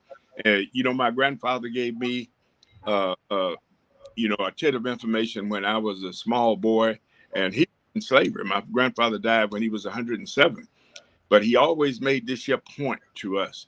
He said, "You have a responsibility to make the world better than what you found it." And I ask people every day, how can you do that? You have to figure out, how can I make the world better? Not who's over here telling me how to act or what to say or what school to go to or how much money I need or what kind of house I need to live in. How Mm-hmm. can I make the world a better place? And you will find a way to utilize that nourishment that I received from my grandfather to feed other people. And that's what I try to do. This is the day. This is the great day. This is the first official live that we're doing from the US with our siblings, with our leaders, with our voices, with our people. Baba, it's a kind of a feeling. I mean, we connected virtually now, yes, but just being in this space and speaking to you, I feel all the million great ancestors that gave up their lives, that are still battling, all the children and the sons and daughters, just being in the space, Baba. I mean, that's the meaning you're saying, take the message to those spaces. I mean, I'm not even you're not here in the studio. We're going to meet in your studio, what you're creating, that for sure. But, just being in the space that I'm here on this ground makes a whole lot different. That's what you're trying to say. Correct. Exactly. We have to make ourselves available at every opportunity we get because our people are needed. They're suffering and they're continuing to get worse because they don't know where to go. They don't know where to turn. So if they don't see us there, they fall prey to their already sick indoctrination that they've been participating in all of their lives. So it's our responsibility to be there and not necessarily be looking for this reward. It's reward enough for me if I walk into a room of men and women and they are genuinely interested in changing the trajectory of how they live. And if I can shed an ounce of light in there, that somebody walks out of that room more enlightened and more prepared to go out and deal with this world, I am completely satisfied. That's all I be happy is to be able to share, to be able to show people that love unconditionally and to get people to understand that we are bigger than any created gods these people have exposed us to, that we are gods ourselves, and we just have to accept our role and the responsibility of being that. Otherwise, as long as we continue to follow after misinformation, we will be misguided and we'll be in poor spirit. I want people's spirit to be lifted. It's sad to go around and see people who have the appearance of somehow feeling like they've made it in America, but they look so sad, or they feel they're just not healthy, in terms of, if you spent your time and energy going to universities and colleges in America and you're still suffering and you're still in pain and you're still not happy, and you're going to your churches and you're still not happy, how do we get people to change that? We have to show them that something works. What James does, it works. What I do every day, I know that it works. I don't need somebody to give me approval for it. I know it works because I see the faces on the people that I talk to. And I people when I'm walking around in the street and they say, Dr. Kwaku, man, you said was really great, and I'm trying to practice that in my life. That's the payoff right there. Greatness and light has come to the African child. Be you on the continent or the diaspora, it's your time to arise and showcase your greatness. It's your time to arise and take your place in humanity. It's your time to arise and bring your contribution as an African on the space, as a Black person, as an African American, as a people of color, whatever you want to give the space. It is time for greatness. Now, Baba said, when I go somewhere where they say you are great, that is exactly it. That's the light and the blessings and the spirituality that we're talking about. Greatness has come. And so it's not like, Baba Kwaku, you are great, like you are Dr. Kwaku great. No, it is you are greatness. You are greatness. I see greatness. Mm-hmm. Yeah. The objective is to allow people to have what you have, allow them to feel what you feel, and understand and see the glow and the happiness, and see that your reward is being able to share that with them, and walk out of there knowing that somebody in the room has been enlightened today. Somebody in the room has been set on a path of study. Somebody in the room has a different mindset. And so if you can do that, that is what, in my mind, that's what universities ought to be about. But that's not what they're about. They teach people to go out and get this degree, and then they get them in debt up to their neck where they're paying for it for the 40, 50 years of their lives. And they still can't make a living well enough to survive in this society. And I tell people all the time, I said, that's not education, that's idiocy. That's idiotic sharing of information that have no place in terms of you developing your culture, developing your spirit, lifting you up to be the person that you're capable of being. I've never heard a professor at one of the colleges, except for people, James and some of the brothers that I know, that talked about spirituality. What does that mean to you? And most people say, well, I'm a Christian, I'm a Muslim, I'm a this. I said, yeah, but why are you still suffering? If these things are the answer to your problems, why are you still suffering? So there must be something wrong with it, to get them to understand that, if you are suffering, are you in trouble, you in pain, you miserable, then you need to change what you're doing. Just like if you're eating the wrong food and it makes you sick, you need to change your diet. We get people to understand that you cannot continue doing what you're doing and expect a different result, because that is the definition of insanity. And that's, a lot of people are throwing around, abandoning this word around, post-traumatic slave disorder. That's what it is. Hello. Look at who just jumped here. Look at who just spontaneously landed. Look at the celebrant. Look at the day that we are naming 22. Well, I want to just come back to the revenue right on point. Just right on point. Our culture say that the divine dwells all about us and within us, and this body is the true temple and the house of the divine. So if one raises the divine to the level they do, then they have to make sure the divine's house is raised to the level of the divine. And that comes to diet and caretaking, even how we think of ourselves. So on it. Y'all know I can't, even though it's my birthday, I can't stay long because all my family is downstairs wondering, what am I doing up here in the office on this computer? It is because it is the King's Day, Professor James Small, Professor King James Small. We are making this day the Professor James Small Day, October 22nd, and that's the reason why we officially launched this US tour in honor of you, our great professor, our great scholar, our great brother and son of Africa. I know it has been not easy for you to be here with us because of this day, and I know how we had to snatch you. But please, we want to thank you, want to celebrate you, want to pour our content to say it is a great thing to know you.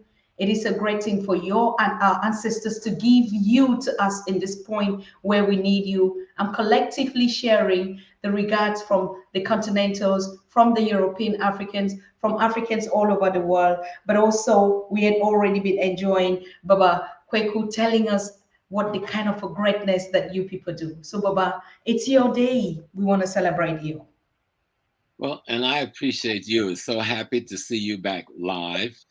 We know you've been through some challenging times over the last few months, but the one thing you learn when you're in this struggle, you're in this war, you're going to have challenging times. Yes, you are. And that's why you lean on your divine and on your ancestors, because those are your fortification.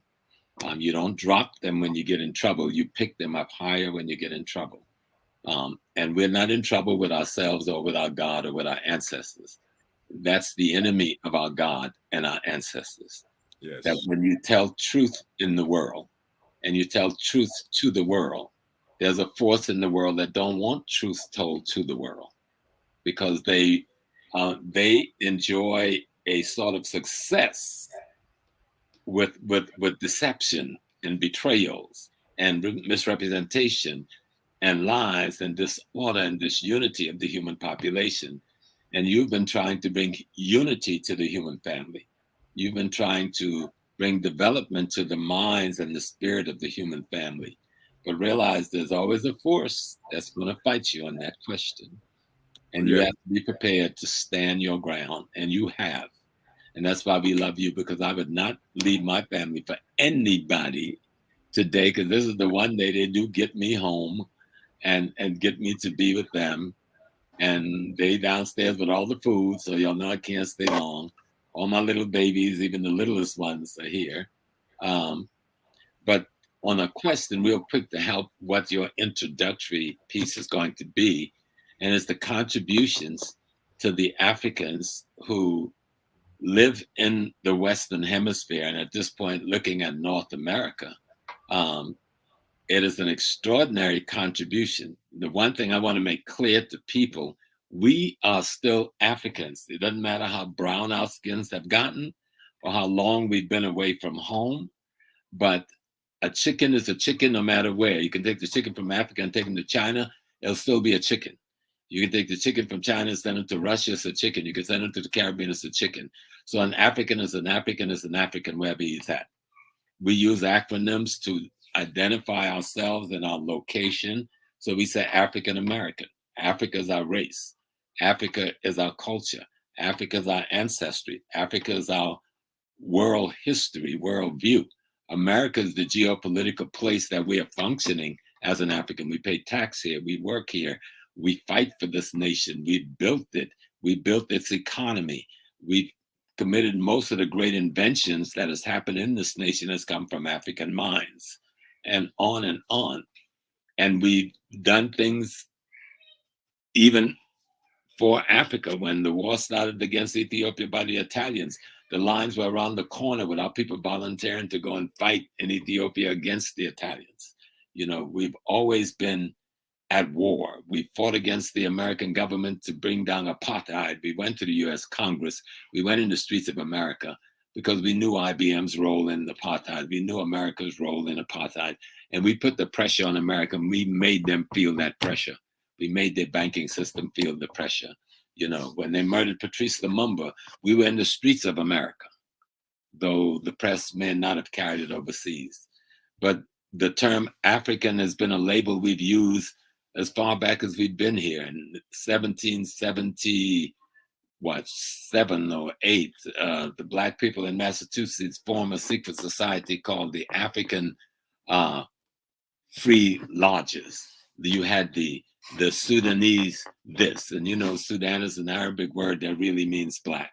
We, in 1892, long before Malcolm X created the Afro-American League, in 1892, we created Black women and Black men, headed by T. Thomas Fortune, created the Afro-American League before Malcolm created the Organization of Afro-American Unity decades and decades later. We've always fought under the banner of being African. Our first Baptist churches were called the African Baptist Church. Our first Methodist church was called the African Methodist Church, the African Episcopal Church. We never gave up our owning Africa. And we won't give it up now. But like many Africans who have to travel, see one of my grandchildren peeking her head in. Hi, Savannah. Happy birthday. Thank you, my dear. Like any Africans anywhere in the world, we have fought for the integrity of being African. We have a culture. We have a history. We have a lineage.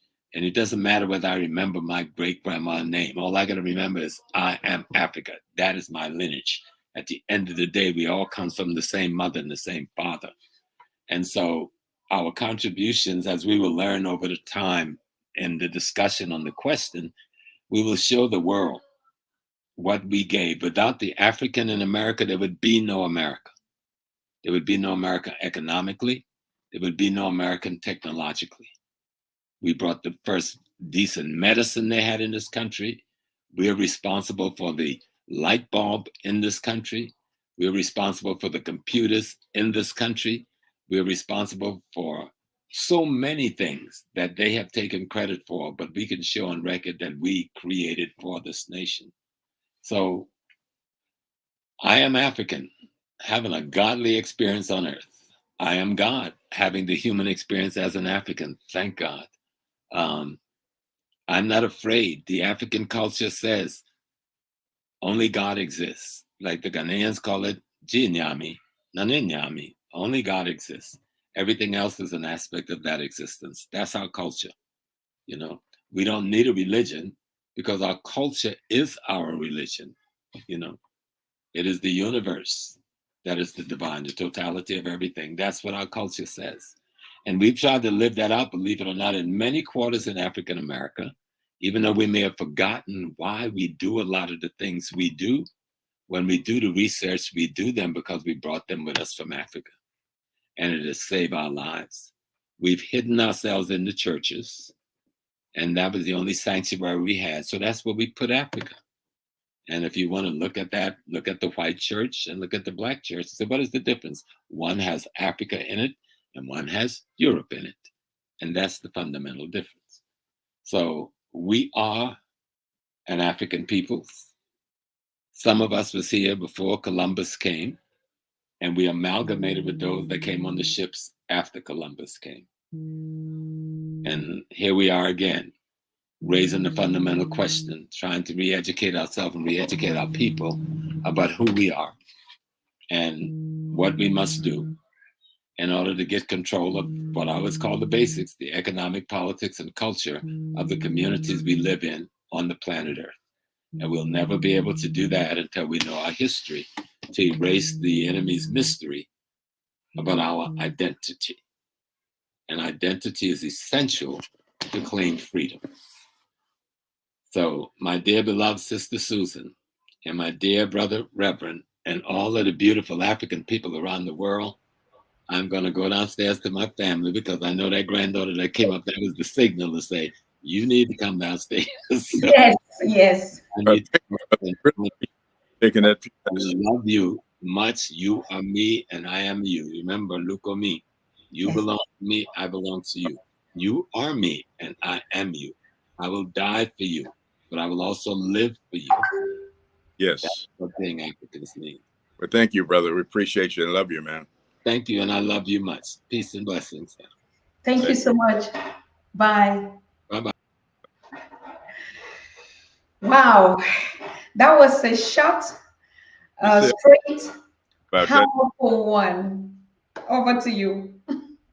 that reinforcement that we need to give to each other as often as possible, because then we can take that to the people. Yeah, you don't have to have a church, you don't have to have a building. All you need is you. Because like James said, we are one. We are God here on earth, and we are God. We are the original. And the quicker the way for us to get people out of this sickness that we've been suffering from is to get them to understand, who are you? Mm-hmm. Purpose on this planet. If your purpose is to somehow uh, come up here and do what people want you to do, that's not godly. You Mm-hmm. do what God wants you to do, and that message from you.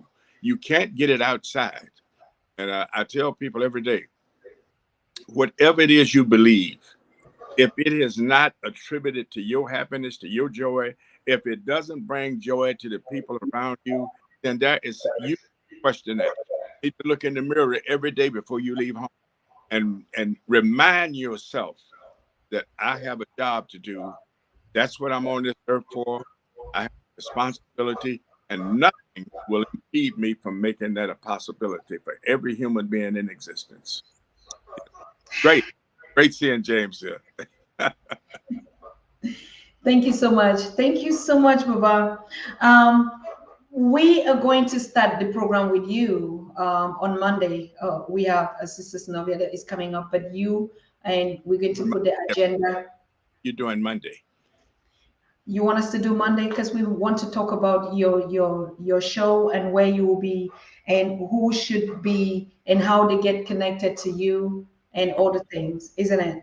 Well, that's what I'm trying to figure out. What time are you available? Are you doing your show Monday? Monday, 14 o'clock Eastern, 2 p.m. Eastern. Is that okay with you? That's not going to work. I'm not. I know Monday I have a meeting like o'clock, and I don't know what time I'm going to be finished, but I probably won't finish until 4 o'clock. All right. Okay. So I'll reach out to you. If we want to do it earlier, we could do it earlier. Okay. Like we're telling our audience, this is a production, and we can always rebroadcast it to those that missed it. But Well, we great. are with your Great. appointment. Yes. Yes. Thank you So so much, early, Baba. Thank early. you, and we see you. Thank you. We see ourselves on Monday, anytime within the week. Thank you so much. All right. Thank you very Bye, Baba. Bye. Good. Thank you so very much. And that was it for today from the Pan African Daily TV studio, reporting live from Kentucky. Louisville, we're going to be also there. And today we are in Lexington. Like you heard, I'm sorry, I need to drink always my water and mind my African business. And you should do that as well. Like you see, we are on the tour. It just started today on Professor James Small Day. And I want to thank all of you that stayed faithful, loyal, committed to Pan African Daily. You just heard what Professor James said, the challenges that I've been going through. I already see a lot of comments that were asking, where have you been? Why were you not coming live? They're just some things that we cannot explain. If you, just like Baba Kweku said, when Professor James Small says something, I don't need any approval from anybody. I don't need to do any research. I just understand. And so the more spiritual we are, the more we understand that if we are not physically present at some time and point, we just have to understand that the ancestors pull us sometimes behind, educate us more, put us on another journey, give us some more responsibilities to do. And when they want us to come physically, just like I'm doing now, they just do it. It has to do with our faith in Africanness. It has to do with our trust in our ancestors and our spirituality. It has to do with the commitment and the loyalty. And so, seeing me every day and not seeing me in a couple of days, but I am here because you're there. I am there because you're here. Okay. And like Prof said, I will die for you, but I will live for you. That's the way forward. And that was the birthday message that I think is so perfect today. There's nothing that we can say about it that much. I want to thank all of you for connecting. And we continue going to be here. As you see, like I said, we're going to be doing off-road shows. We're going to be everywhere in the community. You can find us in the church reporting. You can find us in the barber shop. You can find us in the restaurant. You can find us in a business center. You can find us on the street. That's the Pan-African Daily TV tour that we're going to be doing in the US. So if you want to be a part and you're anywhere, whether you're in Alabama or you're in Alaska or you're in California or you are just even close to me in North Carolina or any place that you want us to connect to you, you just need to send us a text on +49 1578 211 2379. That's our WhatsApp, and we'll be connected to you. We'll take you anytime. You want us to visit your location, you want us to visit your shop, your center, you want us to stream live in your church, in your community, wherever. Because one thing that my leaders, my scholars, the Professor James taught me, and that's why this cultural educational tour is going to be a very unique and a professional and educative one, connecting our people and listening to the stories wherever they are, getting their perspective, is because the Pan-African Daily TV is the voices of Africans worldwide, and every voice matters. And one thing Prof taught me when they started the Black study movement, when they started the African movement of going to teaching, it didn't matter wherever they went. Even in a nightclub, they were teaching. In the churches, they were teaching. In the bars, they were teaching. In the assemblies, they were teaching. And he even made reference of Dr. Rosalie Jeffries, who is a church woman, a Christian, but everything that he started was whenever she was in the church, she is in the church even to today, she's talking about Black history. She's teaching about Black history. And I think that is the next move that we're going on. We're going on not just to say, oh, I don't want to go here, I don't want to be here. Oh no, you know, this place is not this. Oh, is this the right place? Every place that we are gathered is a teaching point, is an educational point, is a Black movement point. Every place, whether you are in the church, in the market center, in the bushes, in the village, anywhere that you are, on the campus, right, you should be teaching Black history. And that is the education by the African for African. And any place that they call us, just like we go to our assemblies, they bless us. That's how we're going to raise our money.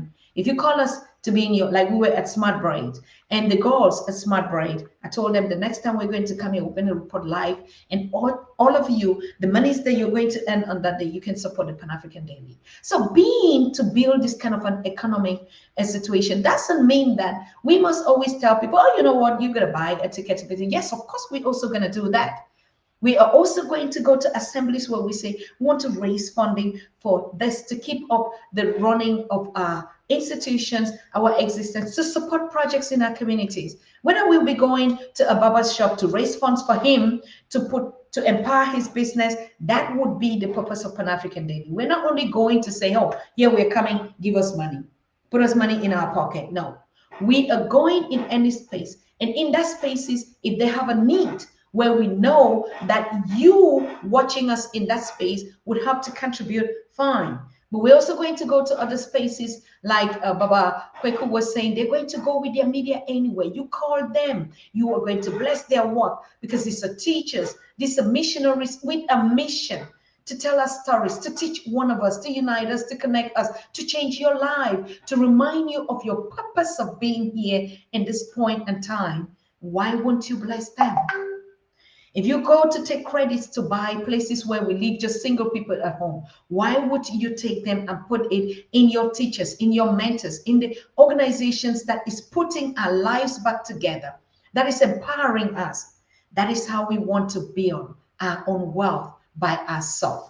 So I still want to thank you. Like I'm streaming now at Lexington Studio. Yes, it is Mr. David Chindel, an African brother who gave me a whole massive apartment downstairs here. Everything. You're going to see our live studio. You won't believe it. And he said, you know what? This is my contribution to promote the Pan-African Daily.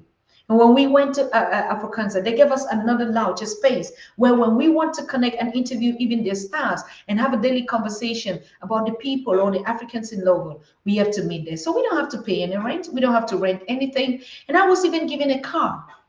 I was given a car, and I'm even given a driver if I need. But I like to drive, but I don't want to be pulled over. So I have to respect the speed limit, you know, because we can move today and we are everywhere else. Okay, that's the Africa We Want Network town, as we call it, town, TAWWN.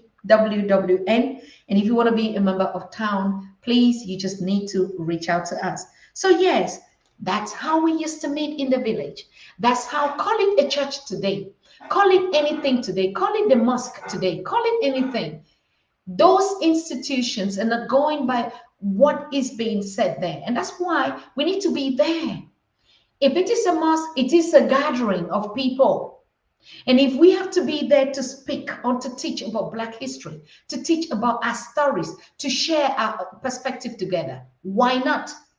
If we have to be in the church where we are invited in peace, in love, and say, you know what, Dr. Susan Tatah, like Cheryl is doing in Atlanta, and say, you have to come here and speak to my church about the continent, about your village, about your stories. We want to hear your experience.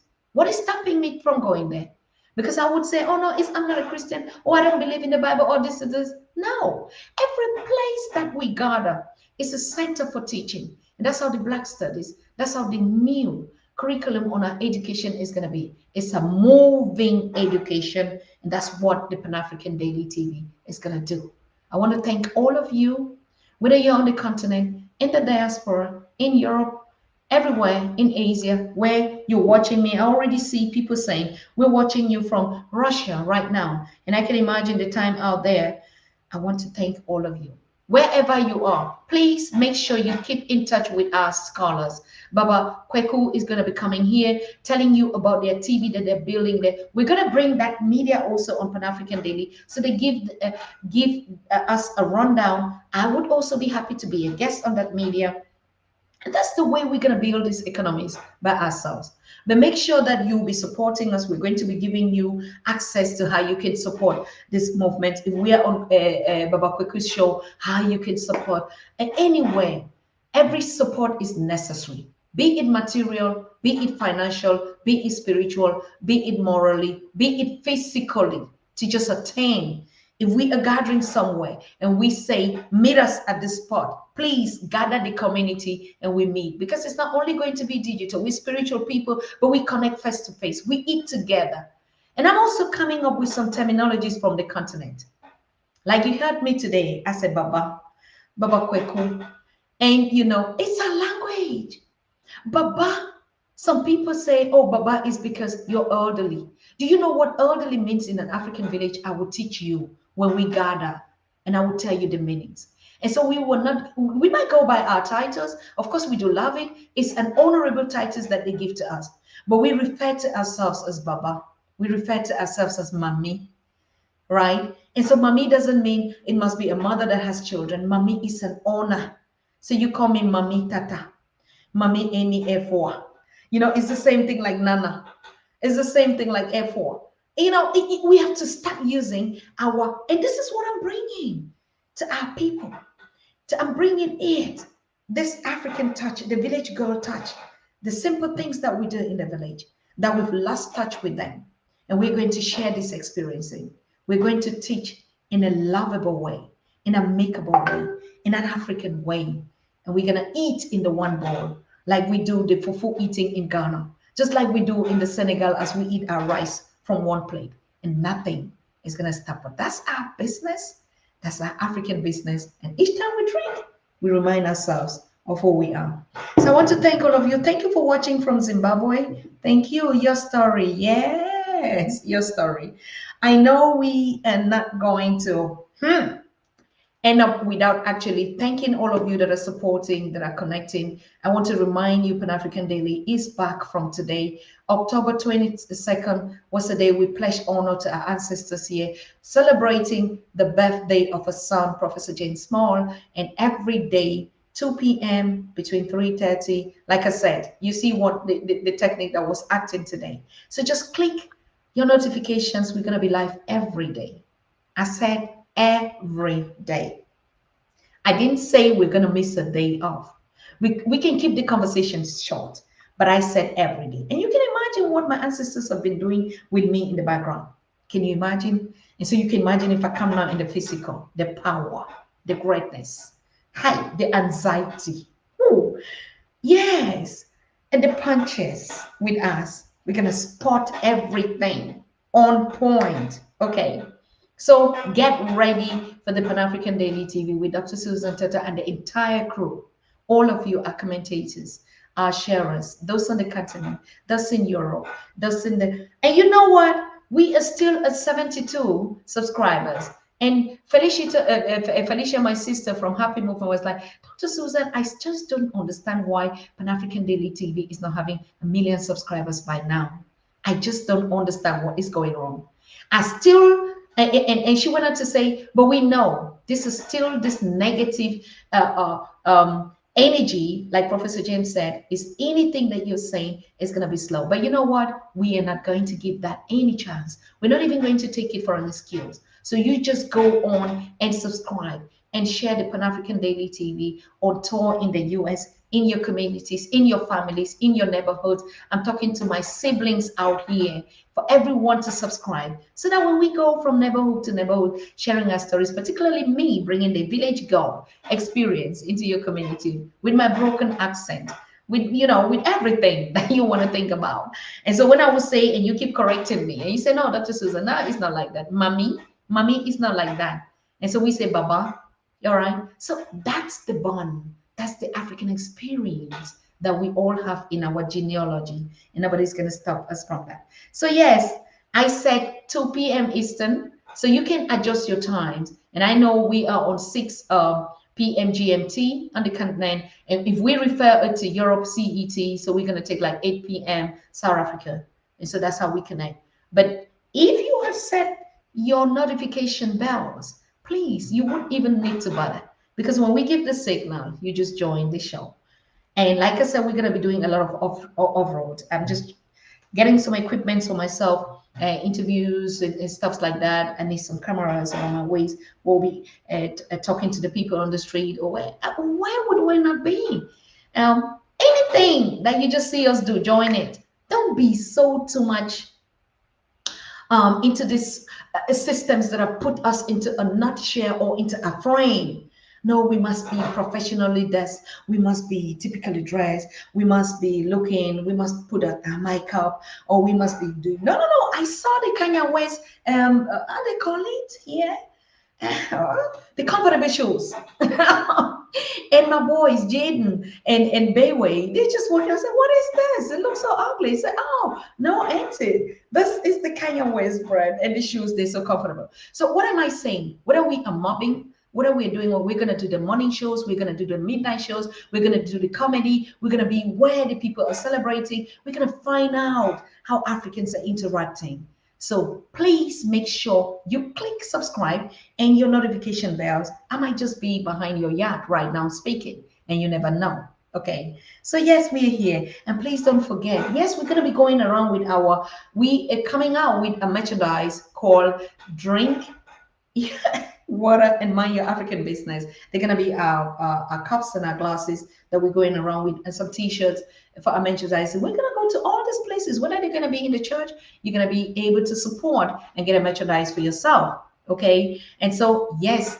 And one of the biggest things that we want to do is to take the Pan-African logo everywhere. So you're going to get access to our logo, and you can say, all right, I have my own, all these logos, everything that we're going to have, and stickers. So you can buy it, and then you buy your own. Maybe you don't like our own glass, how it looks. And so, or you don't like our own drinking cups, how they look like. So you just want to get support with the logo and to put it. So we're going to get all these slogans and stickers, and that's going to be our merchandising. So you want to buy it, you buy it, you stick it on a t-shirt, put it on your baseball cup, or on your shoes, or on your hands. So you want to wear it around, or you want to put it as a calendar. All this is what we're going to be doing with our articles, and how you can support the Pan-African Daily. Reach out to connect our stories from us by us. So thank you so very much. And I appreciate all of you that are here. Yes, yes, yes. Someone was asking, what is the next step and what we're supposed to be doing here? Like I said, we are creating the town. It's called the town. Why do I put it the town? I could have put the village, but when we put the village, it's going to sound town because the Africa we want network. T for they, Africa for A, we, the Africa, no, T for they, A for Africa, W for we, and want for we, for want, W for want, and N for network. So that's town, that's our network. So when we say get your town membership, when we say get your town t-shirts, when we say get your town baseball card, when we say get your town, stickers for that, all this are going to be just stickers where you just collect and you're good to go, and you can support the Pan-African Daily TV and all of us, our voices from us to us. Thank you so very much. I know we miss ourselves, and I can stay here and stay here and stay here and stay here and stay here and stay here and stay here.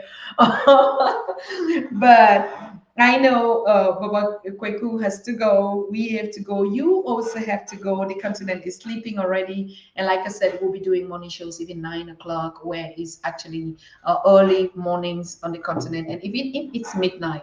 And like I'm doing this, we're going to be doing the rebroadcasting every day for those that did not watch this. So thank you so very much. And if you have a commercial, you have a neighborhood, you want us to visit you, you want us to see your project, there are a lot of massive Black businesses out here, and we're going to be giving you the statistics of them, and also answering questions. I was at Smart Braid, and African American sisters just walk up to me and like, Dr. Susan, I have a challenge because I want to go move up to the continent. I don't even know where to go to. These are also private consultations that I do here, live on the studio, not live on the studio, I mean live on WhatsApp, and that you can get a sticker just for a support that we advise you which countries you want to go to, put you in contact with them, how do we reintegrate you. All these things are things that we've been saying, but right now I'm here. We don't charge a fee for you consulting with us, no, and you know it. I would never do that. But we have stickers. Like we say, we have Pan-African Daily TV logos. We have Drink Water and Mind Your African Business. We have Town. I'm a member of Town. Slogans, all the slogans are all in stickers. So if you want to book a consultation with us, that's what you get to support the organization. Yes.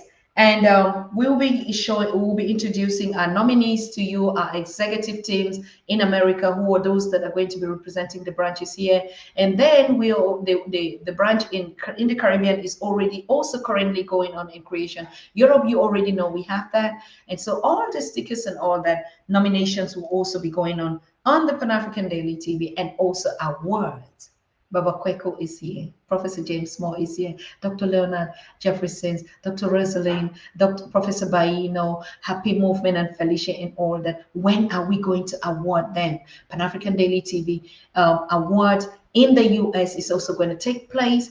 If I'm here or in another format, all this we're going to show them to you, and you are supporters. What are we going to be giving out to you, Ennis Parker? What are we going to be giving out to you, Paul Brown? What are we going to be giving to you, Kwame? What are we going to be giving to you? Yes, all of us are going to reward ourselves. So it doesn't matter if you just hear that in your neighborhood and you want to pick up something, even just a hug from Dr. Susan Tatah, please, I'm here because I'm bringing a lot of million of ancestors and greetings from the continent, coupled with the ones from the diaspora. Everything is a whole baggage. Even if it means I have to turn some fufu, and we sit down and eat, it is still a blessing. It is just the time for the crossover. So yes, just make sure any place you see that we are in, you are in, because it's a blessing as we share with one another. You never know what I brought. You never know. I had told you at the Detroit conference that I was going to bring something. You know that. So even if it means we're just going to tap our djembes and we dance to our tunes, right? And we rock. I mean, we walk. Why not? Even if it means we're going to meet at Afrikaans Lounge or in any community space and eat in any African restaurant, or taste the African American dishes, any stuff. We are going to do just a lot of amazing things out here, brother and sisters. We're unstoppable. You know that it's not limited. And I know the people on the continent are already begin to ask, yes, of course, we're also going to celebrate at Kwanzaa. I want to meet. Of course, everything will meet us here, brother. Brother Ennis, everything is meeting us here, the home of the Kwanzaa movement. We're here right now. And so there are going to be a lot of events taking place here, the Omoja Africa Festival, US branch, Caribbean branch, and all that. There's just not enough that we can do. Whether it's just visiting our people in the streets and having a conversation with them, why not? Why not? We're going to be everywhere. No African is indispensable.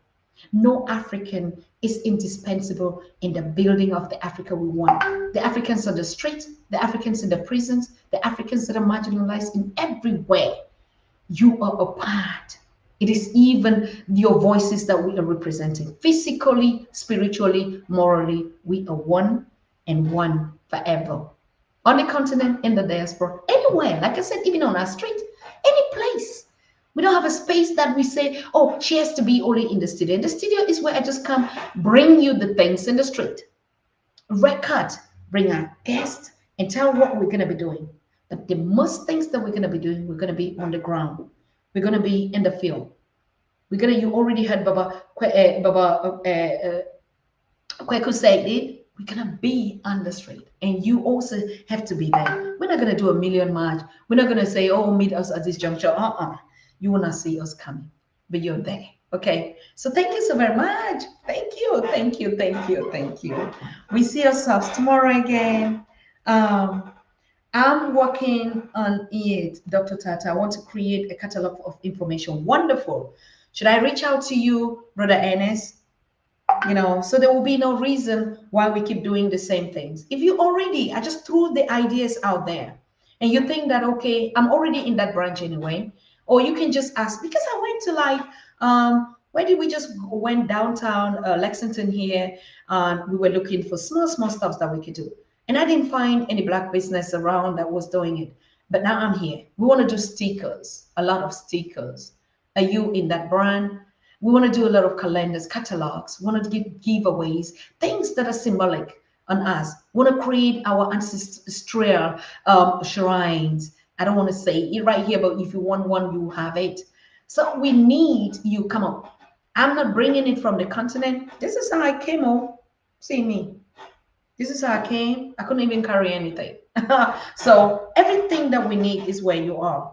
Bring those services on the platform. If you said that's the way we want to support Pan-African Day, we'll do the stickers for you. And then we'll talk about our businesses. That's just what we do. Remember, we said our method is the trade by barter method because that's originally who we are. I came here and I saw a lot of people that were bringing me gifts. I'm like, oh, Dr. Susan, I have these clothes and have this, because I've been saying it. Bring all of them. The one you don't need, bring it to me. I need a lot. I don't have any Macy card or whatever. I'm not going to give my money where I don't belong. I just wanted, what you don't need, you look at my size, I can send it to you. The shoes or the jackets or anything.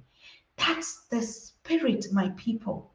If I cannot wear your own, you cannot wear my own. Then something is still wrong with our brains.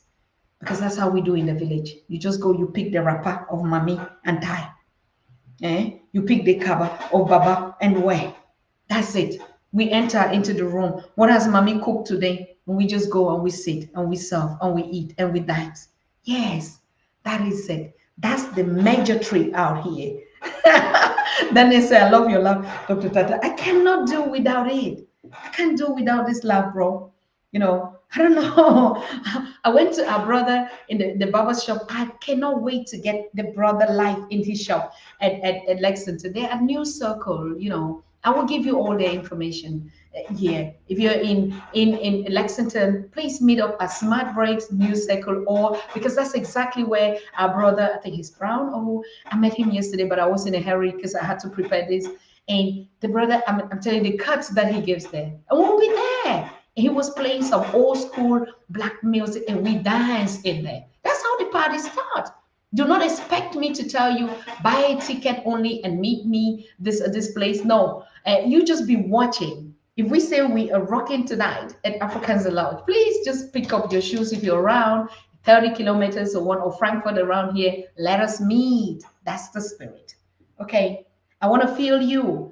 I want to hug you. I want to dance with you. I want to show you the African djembe dance, but I want you to show me the hip hop and the black music styles, how you rock it, how you do it. Hey, that's the Black studies. That's our unity in physical. That's being practical. All these boundaries, all these crazy illusions. No, you have to be this to be this. Oh, no, you don't have to be this. Oh, no, Dr. Susan just comes and stays somewhere and is mingling. No, that's not our mission. Who tells you? I do what my ancestors say. Go there, because they already know that that's where I'm supposed to be. Okay? So I am not indispensable. I'm at your service. I'm on the mission, just doing my mission work. You want me? If I'm available in your neighborhood, in any place you want to see me, I'll be there. Do you want me to share coffee with you, a brand with you? I see a lot of amazing stuff here. Brothers building all sort of things. Oh my God. You, my siblings in America, you've done it. You are doing it. And I'm still here to see more. You are great. Who told you that you are not? Who told you that? Who put that message into your stuff, into your scarf? No. What I've seen here, just a small period.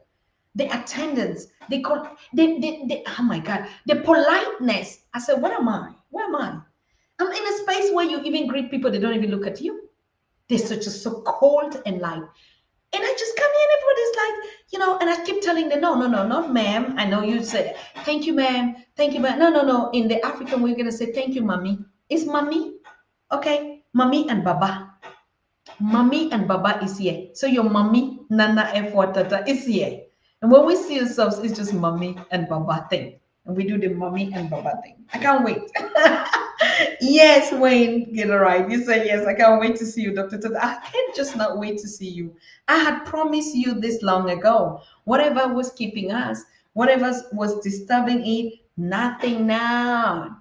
I'm here. Physical. Physical. The Dr. Susan you can touch and dance with and eat with and do. It's right here. It's right here. All right.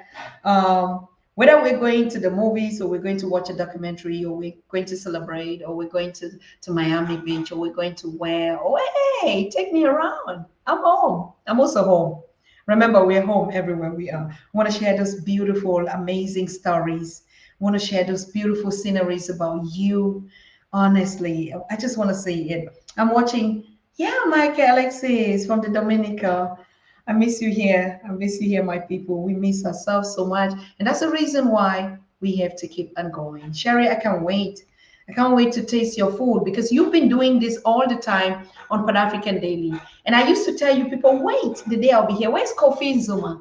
Oh, what have you cooked today, Sherry? Snovia, what did you eat for breakfast? Now I'm here. Now we'll have to see all those cooking shows that you were virtually doing in the chat rooms when we're educating ourselves. I want to see them. I want to taste them. And who will be there? I've not seen Kofi. Kwame was always talking about how he does the best granite soup, the best peanut sauce. I want to taste it all. It was not the talk. Now it's here. Show us the reality shows that you know. Yeah, I want to see it. I want to see it. We have to dance. We have to do everything that makes us connected and lively. Nobody's going to take our joy away. Forget it. Forget that. All right. I'll visit you in your workspaces. I hear some African sisters here say, oh, doctor, we cannot just be where you are because, mommy, we do night shift. Most of us are in our homes where we have home health services where we care for the elderly. And so I say, you know what? B. She's called B. I said, B, I'll be there. I will be there. We're going to wake that keep or do everything together. Okay. So yes, it's not going to be a show like, oh, we just sit here and people have to call in and people, no. We are on the ground. We are touching base with our people, eat together, dance together, cry together, celebrate together, listen together, tell our stories. As a matter of fact, this is the mission, this is the vision, because we never wrote books. Do you think our ancestors were so dumb that they could not read books? And Baba Kweku just told you that. Do you think a great guy, and somebody came and told you, oh no, they taught us how to read, or and we even hear some of these crazy narratives like, oh, you know, Africans will not develop because they don't read the book. Who told you? Because you just went away from your ways. You know what our ancestors, our parents did, our babas and our mummies did? They tell us the story at the fireside. That was our book. And it sticks here. Because what is here can never go missing. And they give it and they pass it from generation to the generation. At the fireside, I've been telling you all this. Go back to the previous shows we used to do. I said when we come back in the village, we sit down when we're coming back from the farm. If it is rainy season and you listen to the beautiful rain on the zinc, you know, or if it is in our mud houses in the villages, you feel the breeze of the seaside coming in over our waters, or we have been soaked with rains, and we just from harvesting fresh corn and granules. Oh, gee. And you come and sit at the fireside. That's when you know the African story and the book and the literatures.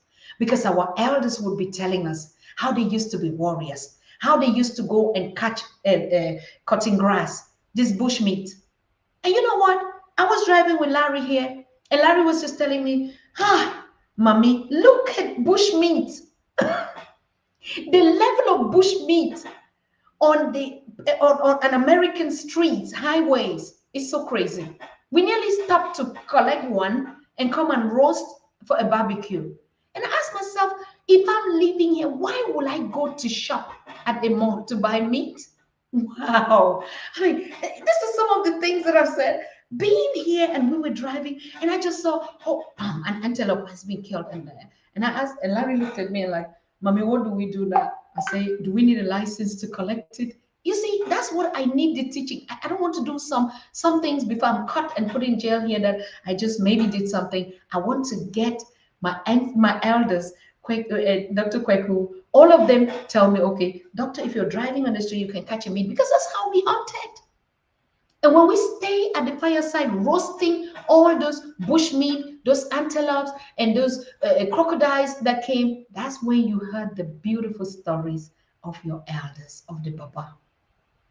When Baba has eaten and breaking the bones and drinking the palm wine, oh, you will hear every stories. You would hear how they used to fall in love on the moonlight. Oh God, you would hear how they used to cuddle our grandmothers and our mothers. That is the African library. That is the story that we want to tap in. Share your experiences with us. When was the last time you fell in love? It is not this dude. Every day we come and say, oh, this one did this to who? Oh, this man abused the woman. Oh, you see, we have to take to court. Where did we have those courts in the village? That's why I'm here. That's why the Pan-African Daily is here, to tell you we did things different because we were great. Our ancestors did it differently. You know, even if they call them that they didn't go to school, they didn't do this. Oh, watch it. I will bring you the secrets of how they did it. and they were so powerful because they ate those GMOs meat that are flying on the street. Please mark it today. I still have to look at the regulations, if it is safe to collect, or I need a permit, or what is it that I need? Because I see too much meat on your street. Everybody's just busy driving off, going to buy in a supermarket. And on the village, when we go to the farms, we put our traps and we see them there and we collect and come and we roast them. That was the most healthier meat. And we put it small, a little bit of pepper and palm oil, and we eat fufu on plantain leaves.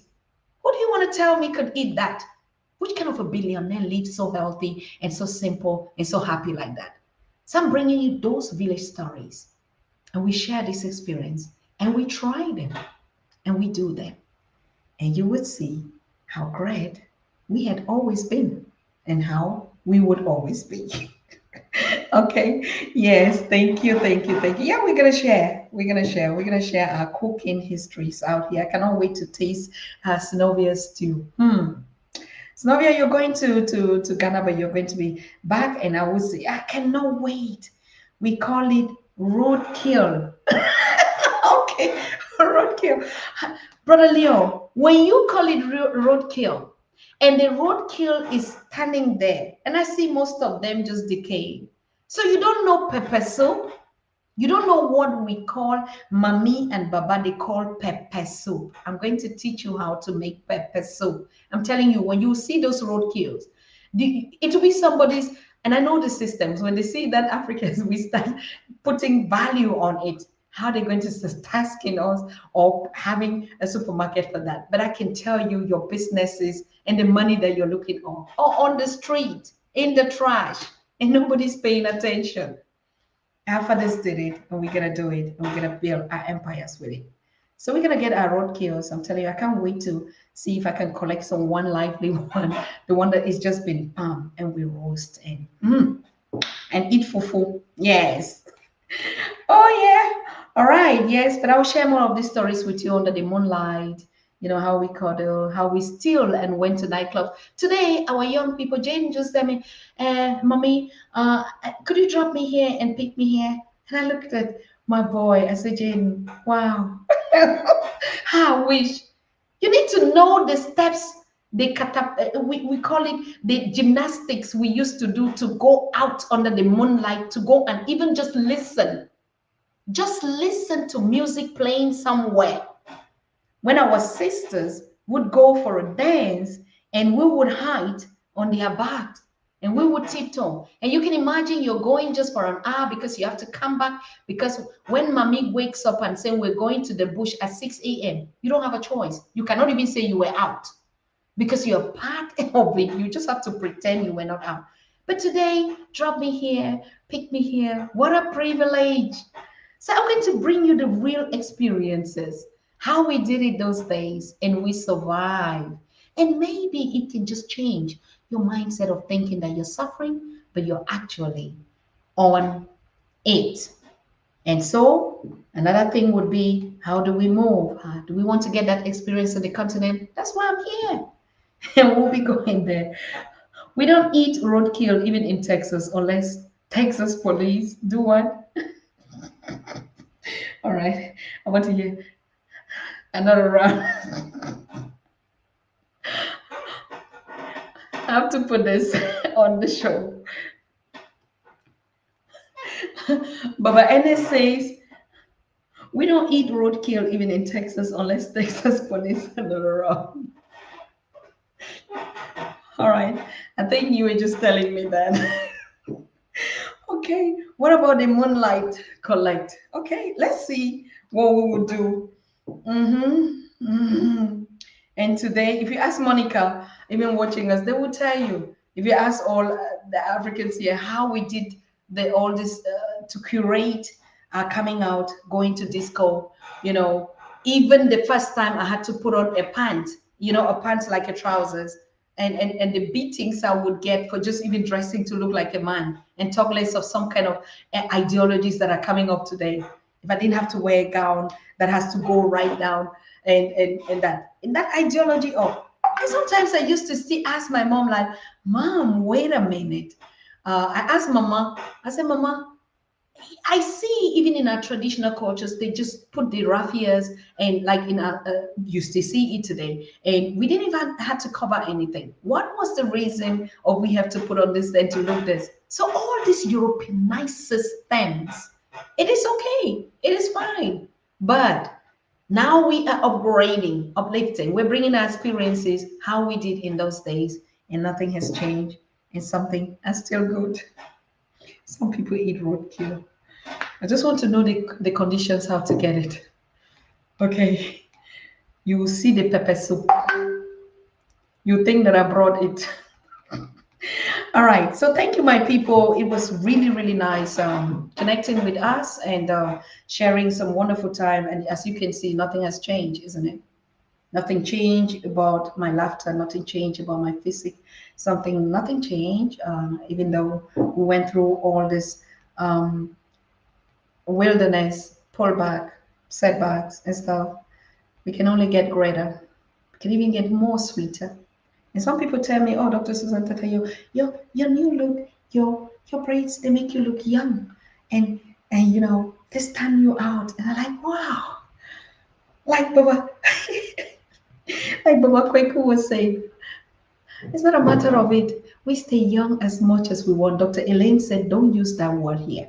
Right. So it doesn't matter whether we're celebrating Baba James 22 October, the day of the crossover, the day Pan-African Daily TV, Dr. Susan Tatah set foot here on this land to honor our ancestors and our great personalities, our brothers and our siblings here. It's a wonderful pleasure. So we see us tomorrow, or I'm going to be posting, or each time, like I said, you see me come live, just join the conversation, share your experience. And we're going to be doing a lot of calling live. We're going to be doing just too much, the road show. Okay? The midnight, the comedy. Just going to be getting all our comedians out here because I discovered a lot of talents here. Wow. And people who are just going to tell us how the American beautiful stories, and we just laugh. Just laugh. Okay? It is part of the healing.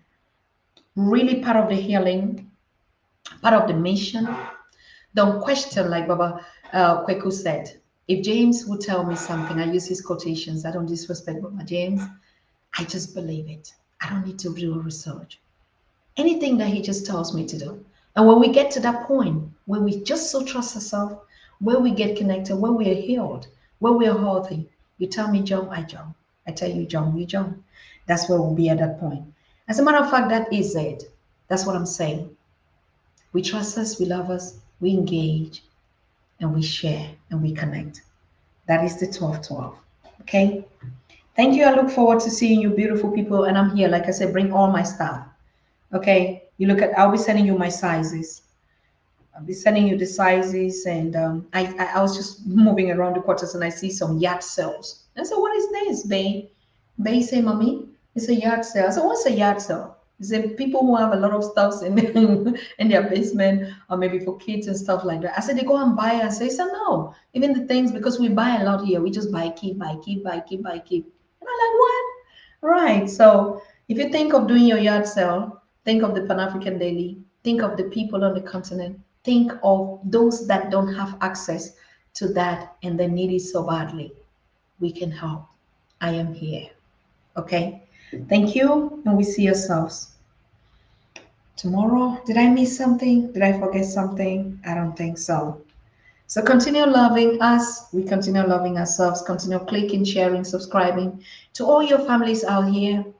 If you want to live that dream, you want to hear the stories on the continent, in your community schools, in your church, in your assemblies, in your nightclubs, in your bar, in your beer drinking parlors, everywhere you are.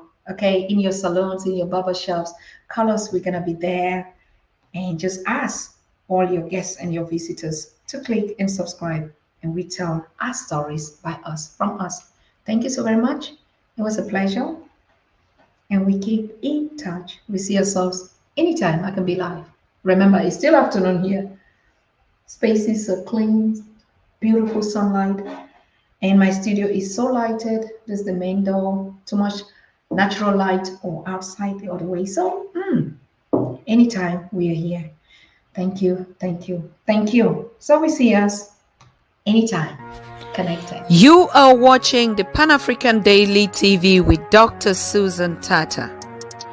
The Africa we want: unity, consciousness, our culture, our spirituality, our history.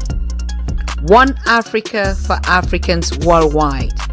Motherland's calling its diaspora home. Join my voice. Join my team. Join my campaign. Campaign 21 hashtag 1 million subscribers on the Pan-African Daily TV YouTube. Be a volunteer. Apply now. Be the new Africa.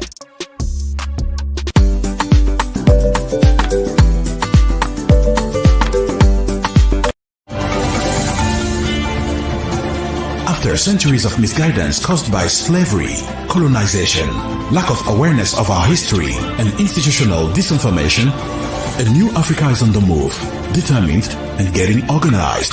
Afrika tuko pamoja. Welcome to the United Kingdoms of Great Africa. The United Kingdoms of Great Africa is the cradle of the alliance movement of all African intelligences around a common ideal, the unity and development of a strong, conquering and completely dedogmatized Africa through the channel of a strong organization called the Africa We Want Global. You are an African, Afro-descendant, researcher, historian, scientist, or simply an NGO. You want to be part of this great historical march towards the total freedom of an uninhibited Africa? Visit our website www.africawewantglobal.org. Register and discover the range of our platforms for change. AfricaWeWantGlobal.org. Join the kingdom, be part of it. An initiative of Dr. Susan Tatah. You are watching the Pan-African Daily TV with Dr. Susan Tatah. The Africa we want: unity, consciousness, our culture, our spirituality, our history. One Africa for Africans worldwide. Motherlands calling its diaspora home.